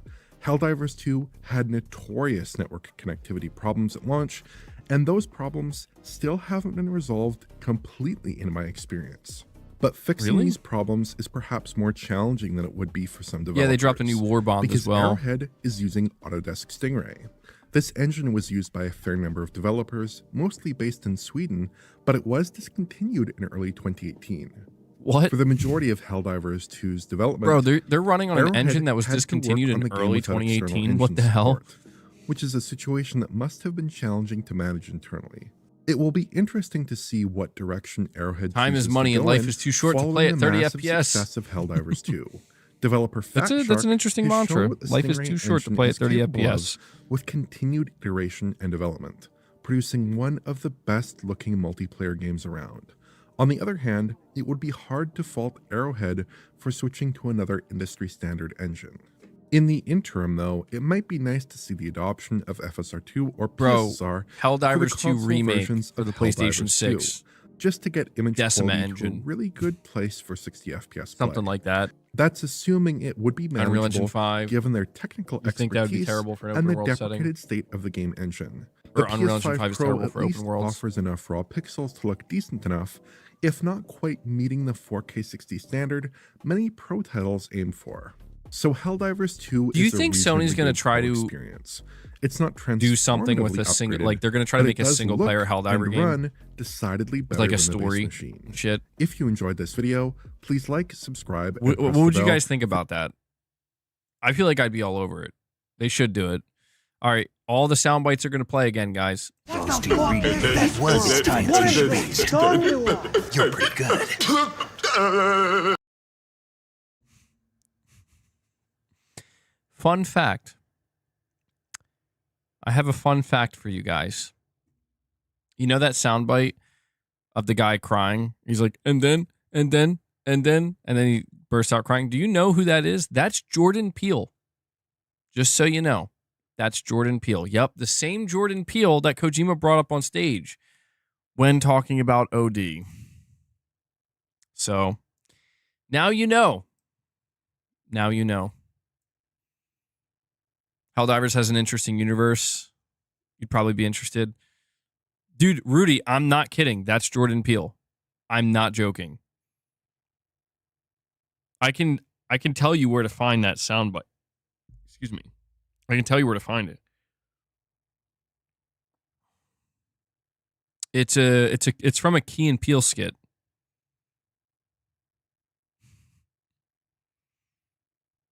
Hanzo, yep. That's what's so funny, man. I love that skit. That's one of my favorites. Yeah, I'm really curious to see what the future of Helldivers holds. I mean, there was a PlayStation blog post that was put out today. I did cover it in my video for a little bit, but basically there's a blog post, Helldivers 2, 1 year later. They basically just kind of highlight the incredible launch and support, and then they talk about, you know, the launch and the epic battle of Malevolent Creek. And then April 2024, Helldivers Strike Back. May and June 2024, more mechs and mission malfunctions. July and August 2024, Freedom for All. September to November, A Celebration of Liberty. And then December to February, Illuminating the Future. And so at the end here, they say, working in the studio, the success of the game can sometimes seem abstract. Going to awards shows, actually meeting real people talking about their experiences is amazing. It makes me realize that we're actually having an impact on people's lives. We see it as a huge responsibility. It tells us that we have to keep making the game the very best multiplayer experience it can be and keep raising the bar and the expectations. And with the fight ongoing, there's still plenty more surprises to come in Helldivers 2. We're just getting warmed up. Expect drama, mounting threats, new and old, and of course, the unexpected. We're really honored that people are having a great time in Helldivers 2, and from our point of view, this is just the beginning. So, you know, it's not something that I think a lot of people are paying much attention to, but I do think that it's pretty clear that both Sony and Arrowhead are very, very, very interested in continuing to do more with Helldivers 2. And I went to go check the Helldivers 2 concurrent player count today on Steam. I don't know what the player count is on PS5, but on Steam, right now there's over 70,000 people playing. So they still have. I mean, like truthfully, this still can go.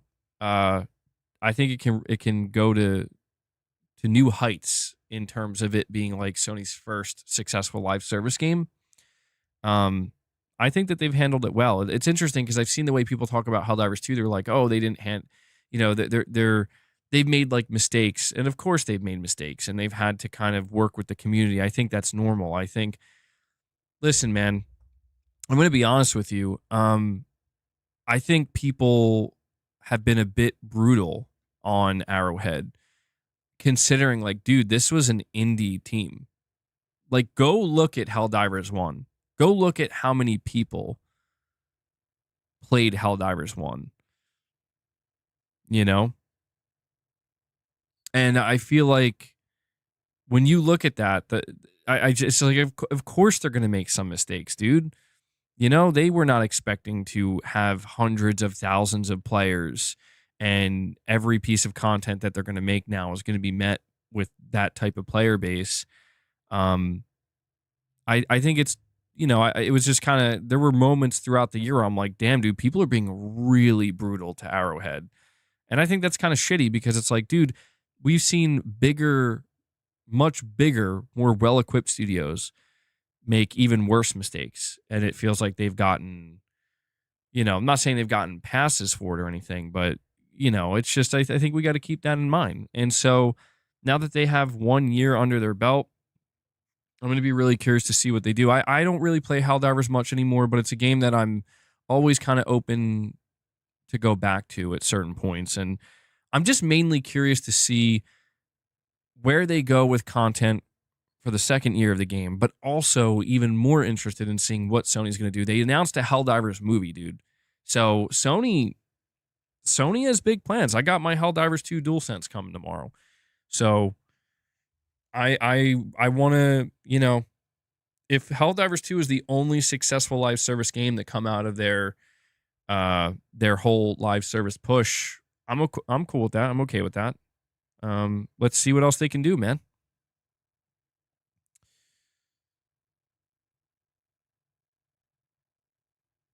MBG, your little game treasure beside you looks pretty small. I'm feeling like you don't really play games lately at all. No, I play games. Yeah, this isn't everything I have. But one day I'll have like a complete collection, one that satisfies me. And then we could do maybe like a rundown. People have been asking me about that. I don't want to do it until I feel like I have it where I want it to be, you know. But no, I've been playing games. I just played more Cyberpunk last night, and man, I know that there was like some like X-rated stuff in a way, kind of, I guess, if you want to call it that. Like, you know, I just experienced something in a mission in Cyberpunk that I was like, whoa, was not ready for that. But this is still fun nonetheless. You know, like it just caught me off guard. Still playing Cyberpunk. I'm still playing Call of Duty. They just dropped a Terminator event in Black Ops 6 and a Terminator 1 Arnold skin.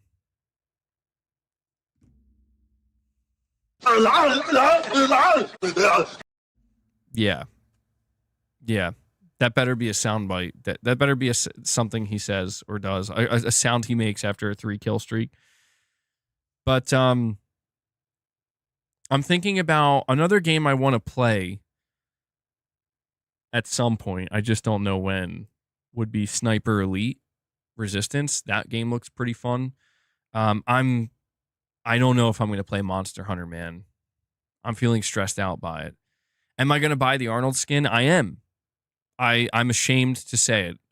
I'm ashamed to say, like, dude, I don't give a shit about 99.99% of any of the stuff that any of these games are doing. This is literally one of the only things they could have done that I'm like, oh my God, they got me. They fucking got me. It's like what skin could we put with sound bites, by the way, where Arnold talks, he says stuff. What could we put in that would get MBG? That's literally it. Like there's I can't think. The only other thing I could think of is maybe like Solid Snake or like Neo from the Matrix or something. This is like one of the only things, like Arnold. They got me. If it like something PlayStation related, well, that would be.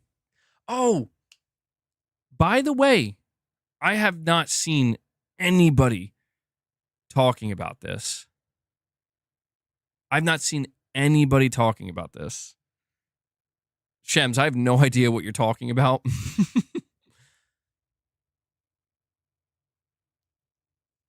I just saw yesterday when I like hovered over Call of Duty on my PS5, there's a new PlayStation Plus exclusive pack for Black Ops 6. And I went to go check on it, and I'm like, what is this? And apparently you get 2 free premium skins for 2 characters. And it's free if you're subscribed to PS Plus. Dude. Bro. Like, there's what? Do you see where the logic begins to kind of break down here? Where it's like, what's going on?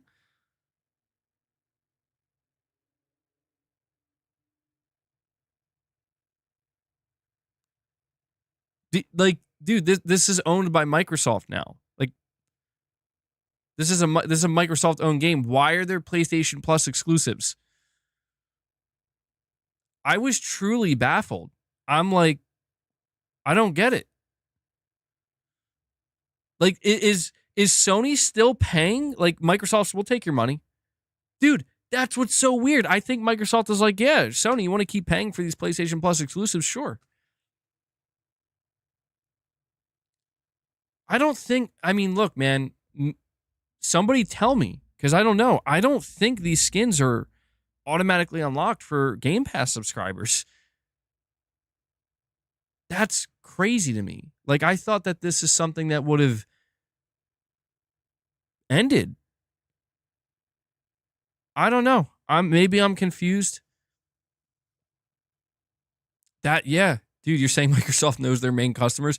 That's kind of crazy to me, man. I think we actually are going to see Microsoft take that money that Sony was paying Activision for these deals. And I think like Sony's like, I mean, Microsoft, that stuff helps us. Like, we'll still pay you for that. And they're like,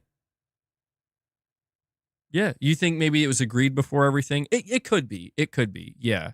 I just thought it was over. I thought after Modern Warfare 3 last year, I was like, that's it. It's over. But I guess we'll know for sure if like 2 or 3 years from now, there's still like PlayStation Plus exclusive drops for Call of Duty, like Modern Warfare 4 or something. I was just so caught off guard by that. I'm like, what? Like, wait a second. I mean, I know they have a 10-year agreement, but I didn't think that had any. I thought there was no more of that. You know what I mean? Like any type of exclusive anything. I thought that was done. But I don't know. Apparently, they might still be doing something with PlayStation Plus. Even Sea of Thieves had PlayStation exclusive skins. Did it? Wow. Shit's getting so weird out here anymore, man. I don't even know what's going on. By the way, guys, we are just 9 likes away from hitting 200 likes. If you haven't, please take a moment and hit that like button for me. What was exclusive?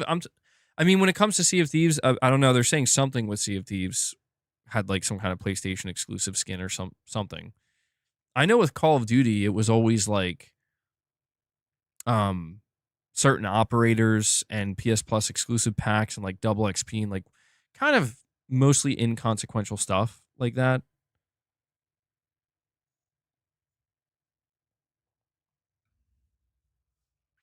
What a weird situation. Let me go see if they put out that trailer for the Arnold skin. I want to see.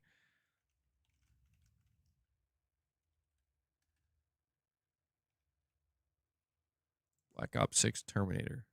Oh, they did. Hold on, bro. All right, we got to react to this.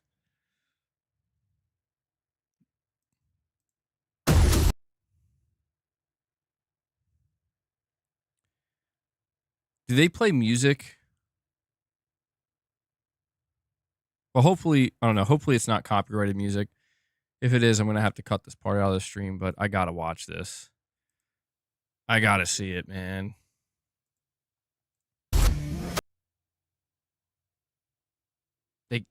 They got me.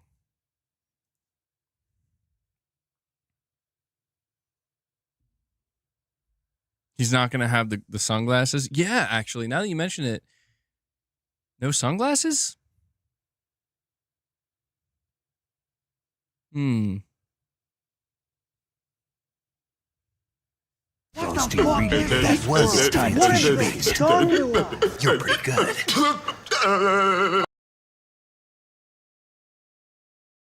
Facial animations lacking. The glasses aren't free. Yeah, you'll probably have to pay for them separately. I mean, he wore sunglasses for a little bit in the original Terminator.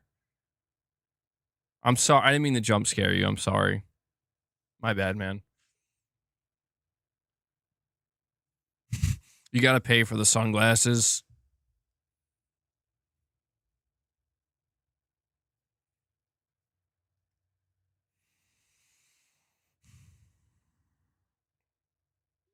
Well, I'm not sure if that there's a chance that reacting to that may have, that might be cause for a copyright claim on this stream. So if it is, I'll have to, once the stream's over, manually cut it out. Maybe not, though. It could have just been Call of Duty music.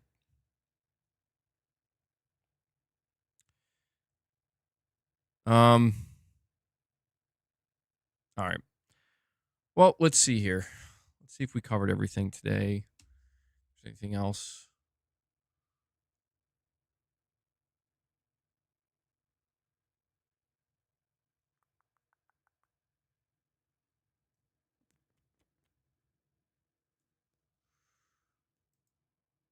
Well, something I'll say is I I hope we don't really get any more leaks for the state of play. I will say that because, I mean, at this point, it's starting to seem like we have a pretty good idea of what we're going to be getting at this state of play. Not everything, certainly not everything. But you know, to kind of recap, we're going to be, I'm assuming, seeing Metal Gear. We're going to be seeing Death Stranding 2. We're going to be seeing Lost Soul Aside. So maybe Astrobot will show up with some free DLC again, something like that. But generally speaking, it does seem like we have a pretty good idea. So I don't really want more. I don't want more leaks. And it's just weird because if the rumored date is true, we still got like 8 days, man, before the state of play. So that's a lot of time for more stuff to leak.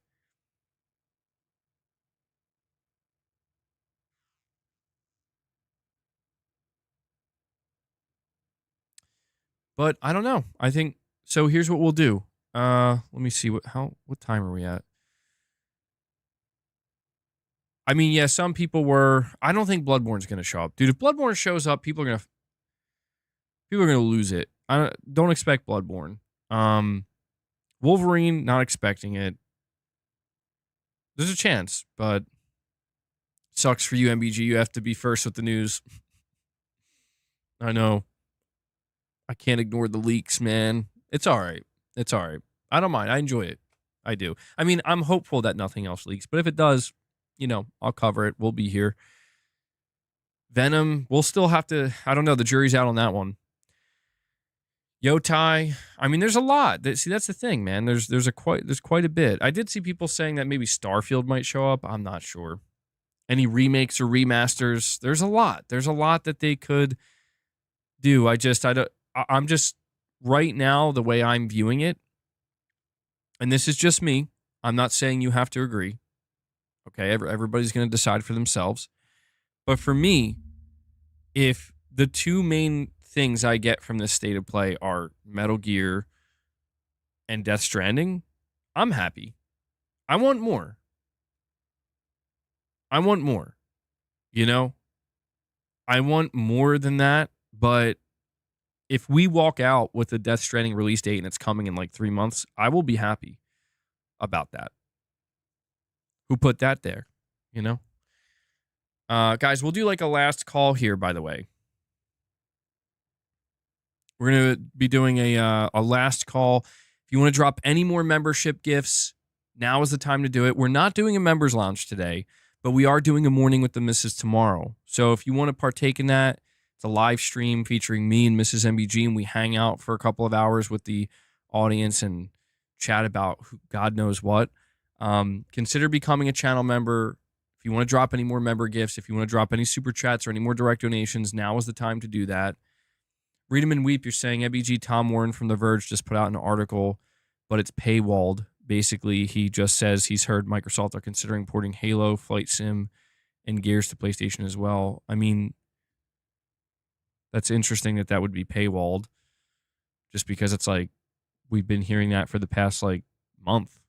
Like that's not new, you know?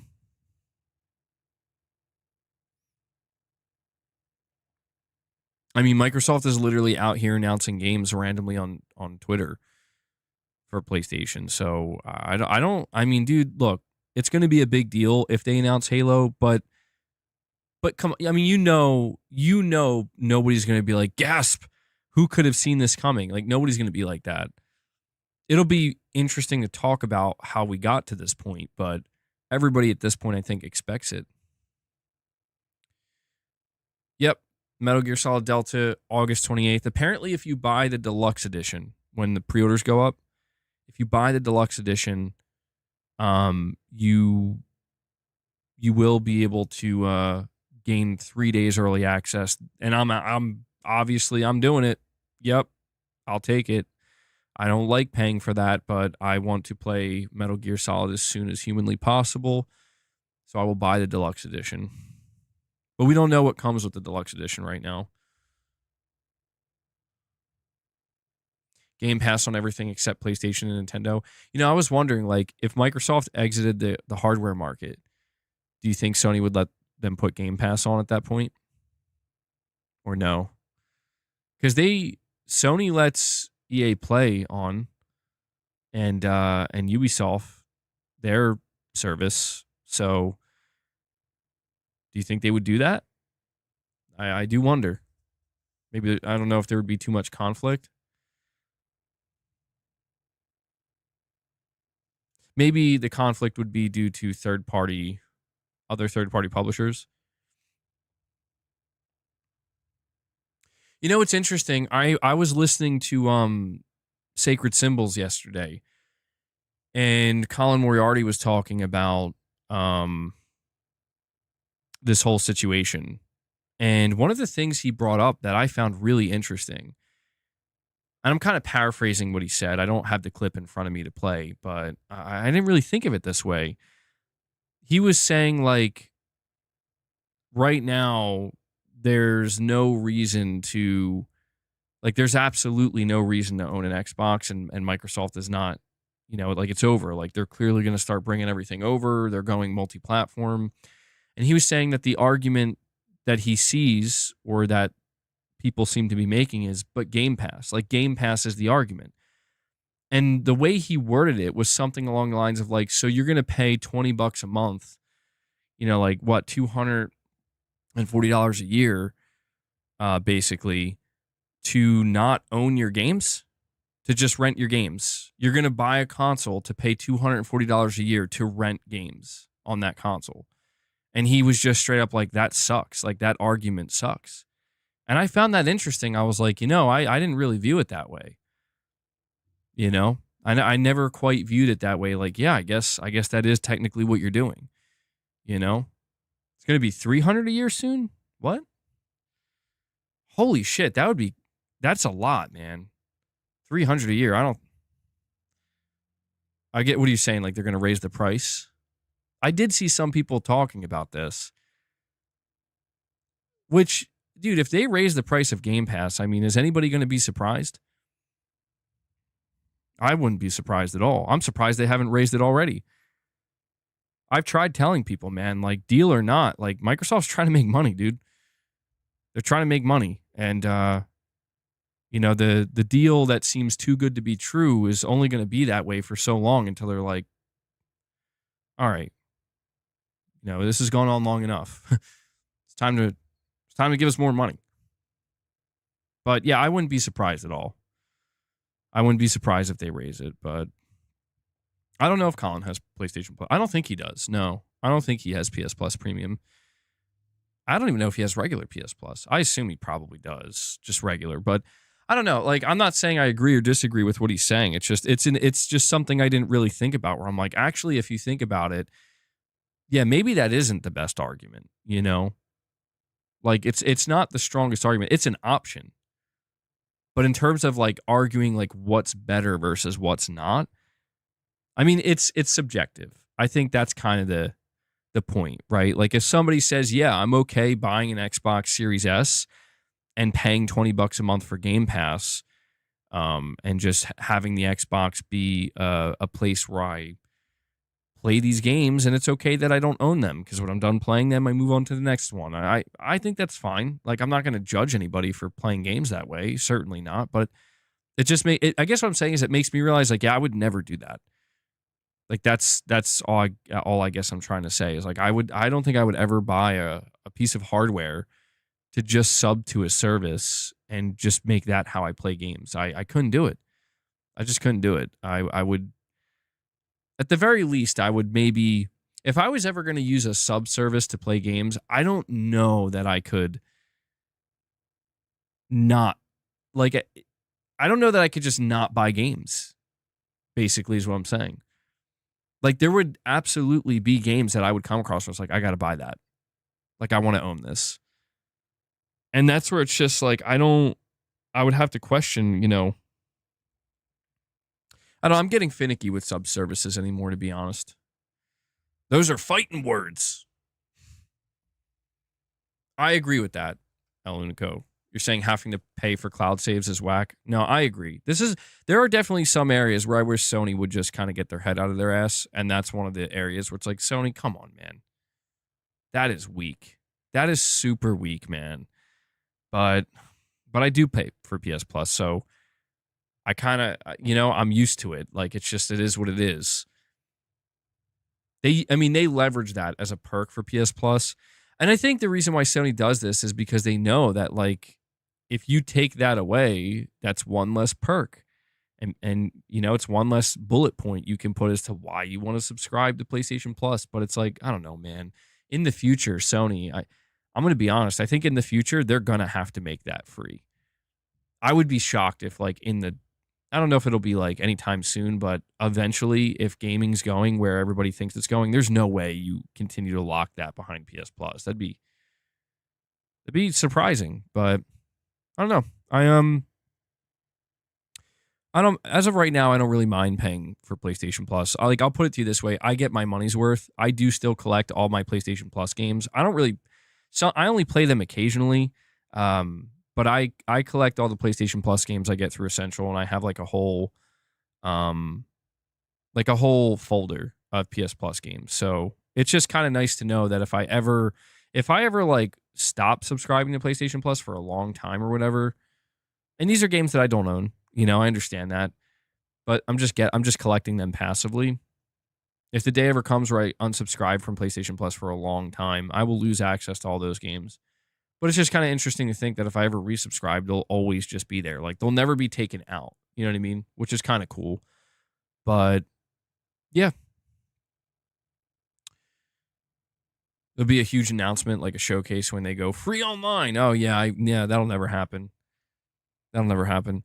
Well, look, I don't play multiplayer games on PC. And I've seen a lot of people complain about PC multiplayer, basically saying that, like, it can be kind of like it's way more open, so therefore, like, that's where a lot more hackers and cheaters are. I don't know if there's truth to that.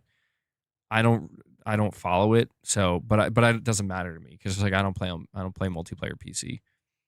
I know there are still cheaters on PlayStation and Xbox. I do know that, but it's something I'd have to experience firsthand and see as a, like, so what's it going to be like? Is it going to be a clusterfuck, or is it going to just be fine? Oh, hold on, guys. Hold on.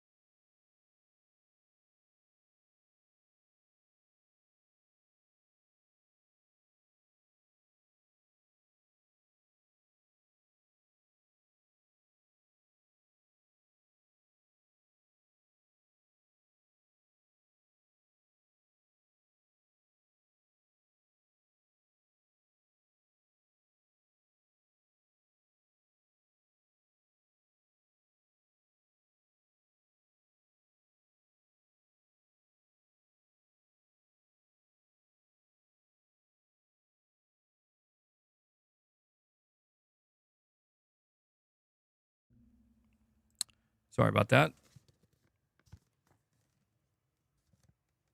We got the Helldivers 2 controller, baby. Helldivers 2 DualSense Concord controller. It arrived.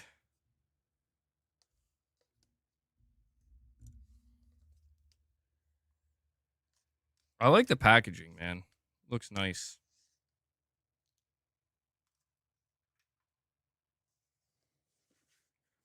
Let me see if I can open it. I always struggle with these PlayStation boxes, man.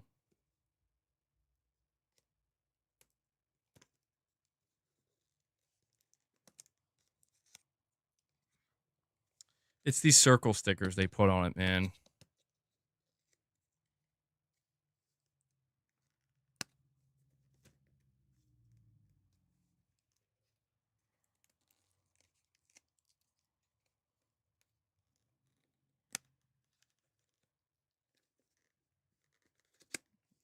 Jesus. All right. We're almost there. I'm sorry.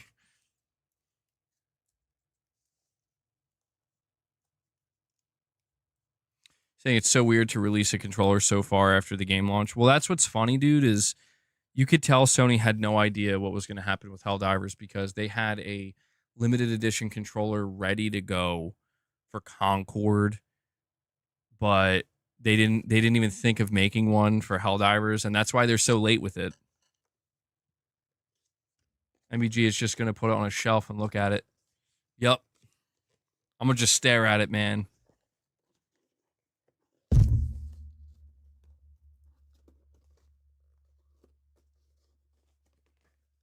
Dude, I hate the way they package this stuff sometimes, though, man.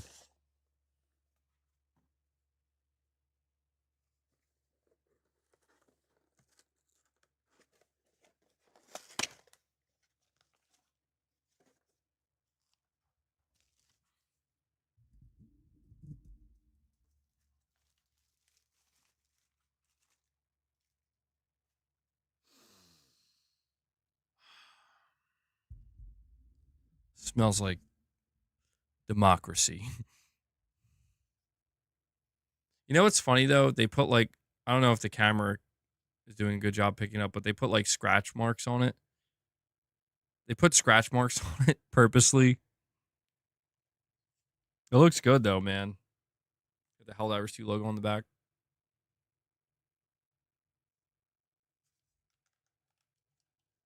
Very good. Well, there we go.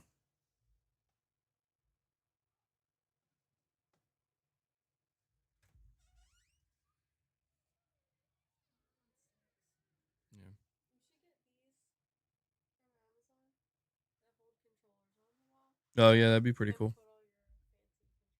That would be sick.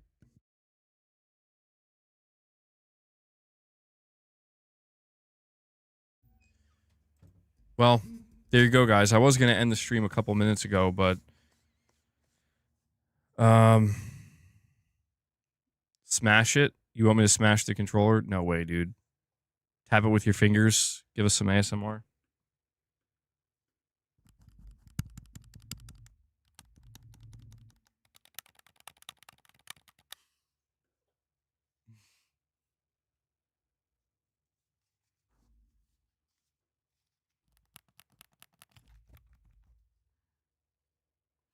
That's about, I don't know, that's the best you're going to get with that. It looks good, man. I like the design of it.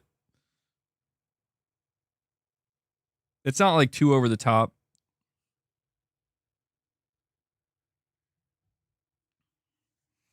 Xbox is King. You're saying, I just want to announce my latest prediction. By the end of 2025, MBG will be an Xbox channel. Well, I technically already am an Xbox channel, man. Or at least I'm going to be with some of these games coming up. Well, guys, that's going to wrap it up for this stream, though. Thank you so much for joining me today. No members lounge today, but we'll be back tomorrow with a morning with the missus. Okay, so again, if you want to tune into that, it's going to be 10 a.m. tomorrow Eastern time. Become a channel member, all right, and you can join us if you were gifted a membership. Come check it out. And yeah, so guys, before I head out, I want to thank you for all the support today. We did hit 25 members. Really appreciate that, guys. You've been doing a great job with memberships and membership gifting, and it's definitely been helping out the channel.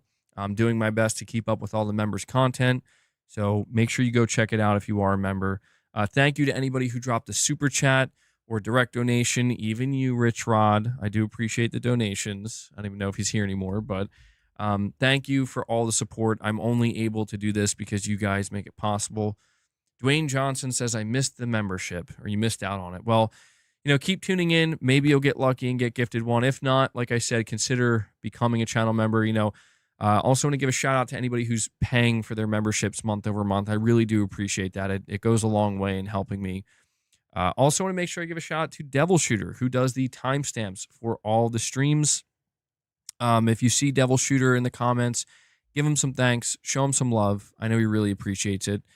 And yeah, that's pretty much going to wrap it up. So there's going to be a members or a morning with the missus tomorrow.